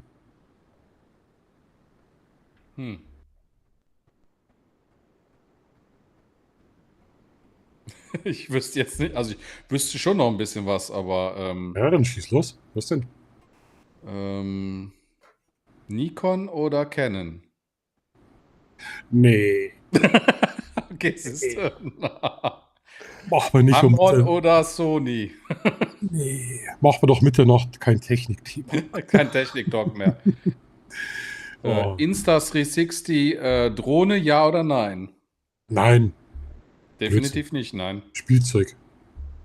Stoppi, Drohne? Nö. Ich habe eine Mavic Mini. Mit dem Handy. Mindestens Gut, 3 Jahre. Ich schmeiß das Handy durch die Luft, das passt da. Also ich habe im Türkei-Urlaub habe ich ja meine Actioncam in den Pool geworfen. Ne? Das sind ja auch so Aufnahmen war, ne? Ja. Das habe ich gar nicht gesehen. Da Fällt muss man, nicht genau, auf, ne? muss man genauer deine Videos anschauen. Also deine Videos waren entweder bunt oder ist es um Essen gegangen. Oder um Pool. Das ist doch Urlaub, oder? Gibt es was anderes im Urlaub außer Essen und Pool? Also, gut, Ja. wenn man Städtetouren macht, natürlich nicht. Also, oder Roadtrips, da kommt dann wahrscheinlich mehr die Straße vor. Du bist aber schon so einer, der so gern Cluburlaub macht, oder? So eine Woche am Strand, all you can eat, Pool. Aber so richtig mit Rucksack, Kultur, raus, Hinterland, Ureinwohner anschauen. Ich Ach, war das ja machst du in auch der schon, Türkei ja war ja nicht, schon oder? zweimal in Berchtesgaden und bin da drum gewandert. Ne? Aber Aber da gibt es ja fast keine Ureinwohner mehr bei uns. Das ist ja mittlerweile auch alles belagert bei uns. Wir waren letztes Mal an der Walhalla. Ohne Witz. Dann Sonnenuntergang und da sind immer mehr Menschen gekommen. Und es waren 50% davon, was du gehört hast, Arabisch. 40% war Russisch, Ukrainisch und nur 10% Deutsch. Ich sag, weil ich bin mitten in Griechenland oder was. jetzt muss ich nur noch mal, Valhalla, ist das an der Donau, wo es die ganze Treppe hochgeht? Genau. Okay. Ah, okay. Genau. An der Donaustauf. Also Altmühltal ist das, ne? Oder? Donaustauf heißt das Eck. Regensburg, Donaustauf. Ja, aber Kante ist Altmühltal, oder? So, Mhm. ja. Das, ja. Behaupte ich jetzt, keine Ahnung. Nee, da war ich auch mal mit dem Jugendrotkreuz schon vor Jahrzehnten. Also Okay. Fast Aber 40 Jahre. ich bin da so erschrocken, was? Also wirklich, ich bin mir da irgendwie voll fremd vorgekommen. Das ist so richtig erobert und belagert. Und am Hintersee habe ich das letztes Mal ja auch erlebt. Mit dem, ja, die ganzen Kühltruhen und Plastiktüten und die ganzen schönen Ecken werden jetzt irgendwie momentan erobert bei uns. Ja, da kommst du teilweise da als Tourist vor, im eigenen Land. Ja gut, das ist bei uns am Boostalsee nicht anders da, ne? Da ist Centerparks, das sind andere Hotels. Ja, Und ja, da gibt es ganz viele Holländer, die dann bei uns kommen. ja, Franzosen, oder? Amerikaner oder so, ne? Wo halt hier irgendwo stationiert sind in der Nähe, die dann Okay. mal am Wochenende da herkommen Okay. oder so, ne? Naja, trotzdem erschreckend, also wirklich. Naja, Touristen bringen doch Geld, oder? das Ja. waren jetzt keine Touristen nicht. Also, ich glaube, die ganzen Ukrainer Sagt Venedig jetzt auch, ne? waren jetzt weniger Touris. Es war mehr so Eroberung. Also wirklich, die haben noch um die Plätze gekämpft. Oh, Entschuldigung. Und dann ganz groß Rauchverbot. Nee, egal, der wird Shisha geraucht und gerade Lustiges. Aber neben der Walhalle ist noch Donaustauf, die Burgruine. Und das war geil. Also die kann ich bloß empfehlen, wenn da mal jemand im Eck ist. Da Sonnenuntergang übers Altmühltal, glaube ich, heißt es. Nach Regensburg reinschauen. Aber da bin ich jetzt gerade am Video schneiden mit dem Traumgrafer. Naja, der Daniel Nietzsche hat es ja auch umbenannt, habe ich jetzt gesehen. Der Daniel. Ja, aber schon länger, ne? Hey, wieso benennen sich die Leute immer um? Der Lichtsetzer hat sich umbenannt. Ich habe ihn nicht mehr auf dem Schirm. Das heißt, der unterwegs erleben. Mittlerweile habe ich das erklärt. Der Daniel Nietzsche ist jetzt Foto Anhalt, oder? Irgendwie so, gell? Ja. Irgendwas mit Anhalt, ja. Anhalt, Genau. ja. Ja. Man hat die Leute nicht mehr so auf dem Schirm. Ich finde das total schrecklich. Ja, genau, das ist das drum. Genau. Absolutes Filmverbot, absolutes Fotografierverbot, wenn du es gewerblich machst. Absolutes Drohnenflugverbot. Absolut gar nichts davon. Und der Eintritt ist sündhaft teuer, ich weiß jetzt nicht wie viel. Und rentiert sich gar nicht. Du gehst da rein, siehst ein paar Büsten und das war's. Total langweilig. Was? Brüste? Brüste? Genau. So, Strike, danke. Also, Ich habe die Nacht nochmal vom Dust Till Dawn geguckt. was kannst du? Welchen Teil? Der erste. Den ersten. Titty Twister. Deswegen. Oh ja. Ja. Spart aber jetzt bitte den Eröffnungssatz für den Türschreier. Der ist ja Kult, gell? Also ich fand den vor Jahren, das ist schon ewig her, wo ich den mal geguckt habe. Ich wusste gar nicht, dass das so diese Fratze da war. Also, ne? Kann mir Ja. dran. Von Tarantino. Mein absoluter Lieblingsregisseur. Tarantino. Dann, wo ich total draufstehe, ist Tim Burton. Den Stil von Tim Burton. Absolut Hammer. Und wen noch? Jetzt pass auf. Ach, wie heißt denn der? Ach, den kennt sie auch. Der macht auch Horrorfilme. Uli Herbig. Ja, genau, der auch. Ja. Nee. Ach Gott. Erkan und Stefan. Mit so einem Clown, Haus der 1000 Leichen hat er gemacht. Super Film, mit so einem verrückten Clown. Total hässliche Fresse. House of the Thousand Corpse. Mir fällt der Name nicht ein. Clown ist doch Pennywise, oder? Ja, das ist ja Ease. Stephen King. Nee. Den kennt sie ja hundertprozentig. Aber Tarantino und ja, Tim Burton. So der Stil. Sollten wir uns merken dann für den Film, was wir drehen, Sascha? Es kommt dann noch ein vierter Teil von Conjuring, das ist auch so Horrorfilm-Serie. Ja, diese ganze Reihe, gell? Ja. Das ist, Ach, eigentlich gut. ja, das ist nach dem Tatsachenbericht von dem Geisterjäger-Pärchen da, von den zwei. Mit der Puppe, die verfluchte Puppe. Die ist doch in Amerika jetzt auf Tour gegangen oder in Europa. Annabelle heißt die Puppe, genau. Die haben es doch, die Warrens waren das Ehepaar Warren.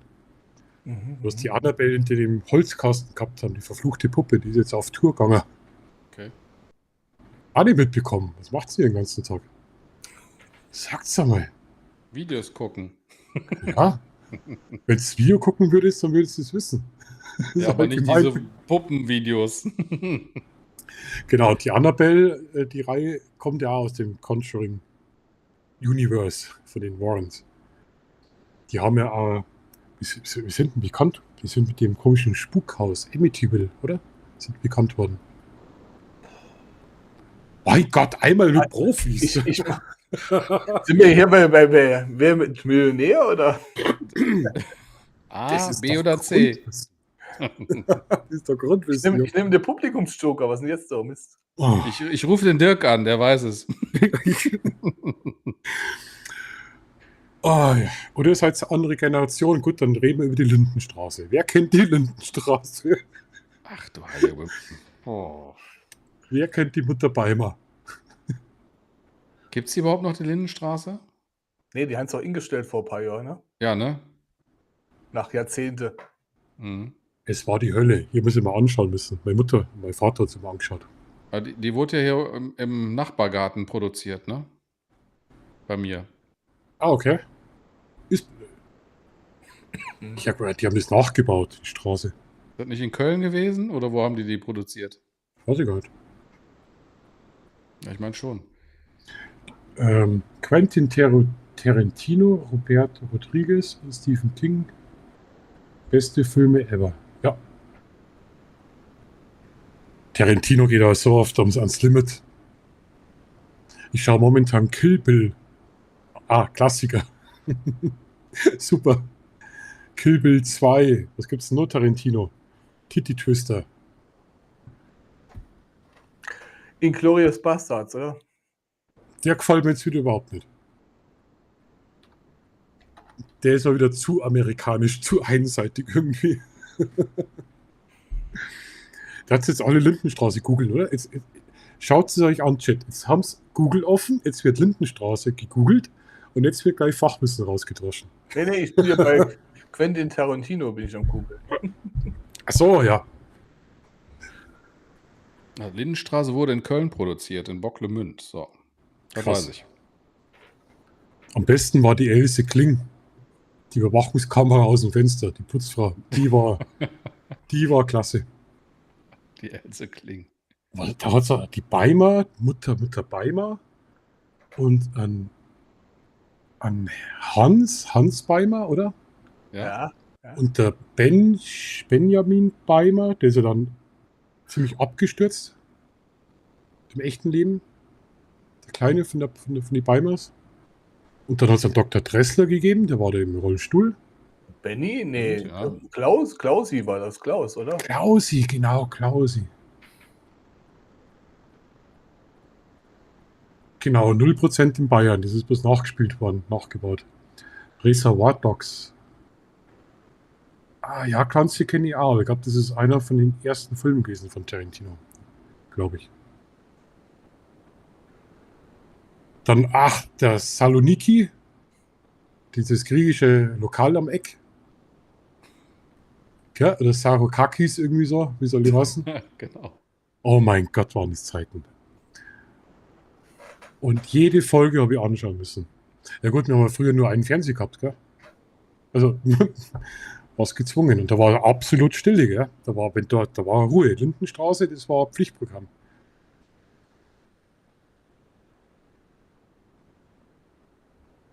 Lindenstraße.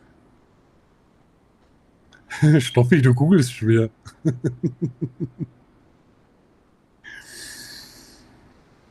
Ja. Dann haben wir doch noch ein Thema gehabt, filmisch, ja? Der griechische Wirt in Lindenstraße hatte wirklich ein Lokal in Berlin. Ah, okay. Herr Glanzi, mit dem muss ich auch mal reden. Also der Glanzfilmfabrik kommt ja aus Berlin, der kennt sich aus in Berlin, das ist irre.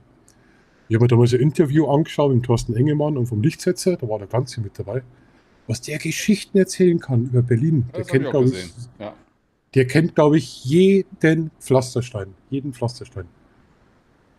Also Glanz in Berlin steht auch noch ganz oben auf der Liste. Da muss ich unbedingt mal vorbeischauen. Ich glaube, einen besseren Fremdenführer gibt es nicht.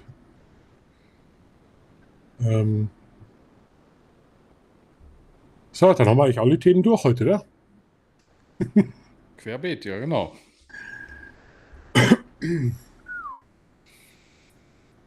Also das mit dem Chat, das muss ich mir wirklich noch anschauen. Das nervt. Also nächstes Mal werde ich mal ein Thema raussuchen. Aber kein Technikthema. Was glaubt denn ihr? So ein Nate Light Talk? Nate Light Talk? Ist doch eigentlich auch interessant, oder? Könnte eigentlich was werden. Domian, hallo, ja. Hallo? Ja, genau. Stoppi, das ist erkannt. Domian, genau. Ich überlege schon ernsthaft, ob ich mal eine zweite Handynummer hole und dann wirklich das Telefon einblende, Telefonnummer.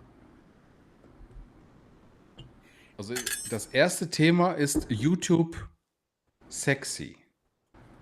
Ruf mich Nicht. an.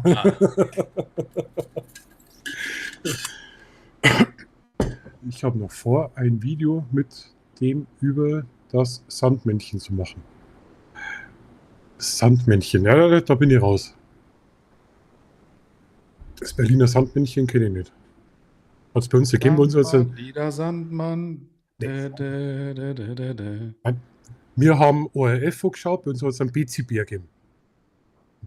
Kennst du Und den dann hat der BC-Bär? das Sandmännchen immer den Sand ins Auge der Kinder gestreut. So. Ja, so. Jetzt geht der Zeit ins Schlafen oder irgendwie sowas war das, ne? Okay. Na, wir haben immer österreichisches Fernsehen geschaut. Das war der BC-Bär und der Großvater und die Großmutter. Pezibär. Pezibär. Kennst du noch Samson aus der Sesamstraße? Na, habe ich auch nicht angeschaut. Ja. Das ist bei mir dann wirklich mehr österreichisch geprägt. So Abend Aber am das. Dirk, du? Tiffy Hallo? und Samson? Natürlich. Ja, sicher. Ist das mit dem Krümelmonster? Was Ja. wir angeschaut haben, war Muppet Show. Ja, genau. Muppet Show war cool. Wobei Die wir oft mit Fraggles. die Fraggles, ja. mit der stinkenden Müllhalde, wie diese Ja, Allwissende. allwissende Müllhalde. allwissende Müll. Ach Gott, ja, stimmt. Das andere war der ewig stinkende Moor. Kennst du das noch? Der ewig stinkende Moor. Auch von Henson. Muppet, Henson. David Bowie spielt mit. Der spielt den König der Kobolde.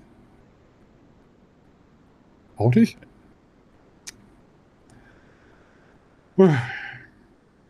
Ist aber auch schon spät, also für mich jetzt zumindest. Ja, jetzt will ich sagen, jetzt machen wir auch Schluss.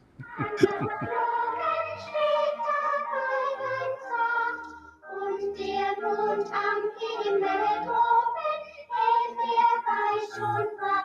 Also wenn man nur Sandmännchen bei YouTube sucht, findet man nur das Ostsandmännchen, ne? Das ist... Ja, genau, mit dem assoziiert es ja. Das ist so Gibt's noch Stop-Motion ein gewesen. Berliner Sandmännchen? Ich kenne das auch nur, das Ostsandmännchen. Echt? Ja. Sowas. Ach, es gibt zwei verschiedene Sandmännchen, das schon her. DDRler und nicht DDRler. Augsburger Puppenkiste. Genau, Augsburger Puppenkiste, klar. Oh.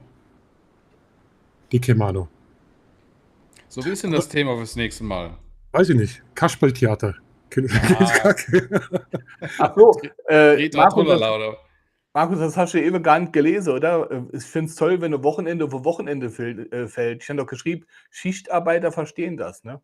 Ja, auf jeden Fall. Doch, Er versteht das auch. Er arbeitet ja auch in Schichte. ja, Schichtgaber, das sind verstehe ich das auch. Aber wenn du Pech hast, ist dein Wochenende dann einmal am Dienstag, Mittwoch, oder? Ja. Ja. Wenn Das das war nämlich oft freitags nicht beim Livestream dabei beim Daniel Nietzsche, ne? So sieht's aus. ja, das ist schon, dass der Daniel nichts mehr macht, so live-mäßig, gell? Doch. Für Kanalmitglieder. Mhm. Echt jetzt? Na, wirklich? Nur für Ja. Kanalmitglieder? Stammtisch, ja. Okay. Ach, deswegen habe ich den nur auf dem Schirm. Ja, ich musste echt mal schauen, das ist schade, gell? Urmel aus dem Eis. Na, Urmel auf dem Eis. Es gab noch ein Westsandmännchen, hat sich aber nicht durchgesetzt. Aha. Ja, da drüben. Schon. Da Vor der drüben Wiedervereinigung war das. Heißer Scheiß, ne? Weil Hermann mit der Wiedervereinigung auf, ich kann mich nur erinnern. Wahnsinn. Wie dort die ganzen Trappis rumgefahren sind. Das war ein Überfall. Ein Trabant nach dem anderen. Das war ja für uns was Komisches, gell? Wie haben die gesagt? Pappe, oder? Den Pappe. Ja, und die ganzen Trappi-Witze, was es dann gegeben hat, gell? Ich kenne nur Manta-Witz. Da gibt es ja irgendwie so einen blöden Witz, wo es den Porsche-Fahrer in der Kurve raushaut. Baut einen Unfall, dann steht der Porsche-Fahrer daneben und sagt, mein Gott, ein Jahr habe ich auf das Auto gespart. Eine Stunde später haut es ein Ferrari-Fahrer raus in der gleichen Kurve. Sagt er, mein Gott, 1 Monat habe ich auf das Auto gespart. Und dann beim nächsten Mal haut es ein Trappi raus. Und der steht da, 20 Jahre. Sagt du alle zwei anderen, ja, was kaufst du so ein teures Auto? Das waren so die Witze damals, ja. Na gut, dann würde ich jetzt sagen, machen wir langsam Schluss, oder? Das hätte ich jetzt auch vorgeschlagen, weil ich mich jetzt verabschieden wollte. In Ich Richtung, werde jetzt auch in Richtung Doppel-Null, ne? Ja, ich werde jetzt den Abend Mittag essen und Frühstücken. frühstücken, genau. Dann schauen wir noch kurz, was im Chat los ist. In West und Berlin habe ich beide Sandmänner als Kind geschaut. Ja, also, dann werde ich mich jetzt gerade hier verabschieden. Also, Chat, wie viele Leute haben wir jetzt noch? 10 Zuschauer, richtig geil für den zweiten Night Talk. Ich werde bei dem Format auf alle Fälle mit dranbleiben. Vielen Dank an die ganzen Zuschauer, an die Gäste. Stoppi, dass du gekommen bist, finde ich richtig cool. Ich hoffe, wir sehen uns mal wieder. Nächstes Mal auch mit einem anständigen Thema. War jetzt alles ganz spontan. Vielen Dank natürlich auch an den Naked Eye Travel. Und das letzte Wort gebe ich natürlich an euch. Fangen wir einfach oben an beim Naked Travel. Und ja, bitteschön. Danke für den spontanen mal Stream. Ich sag gute Nacht und vielleicht bis zum nächsten Mal. Sexy. Ich danke für die Abendunterhaltung da und dass ich Gast sein durfte. Wünsche euch einen schönen Sonntag, ein schönes Restwochenende und Like fürs Video da lassen natürlich, ne? Ja, Dankeschön. In diesem Sinne wünsche ich euch allen einen schönen Sonntag. Servus und habe die Ehre. Tschüss. Tschüss.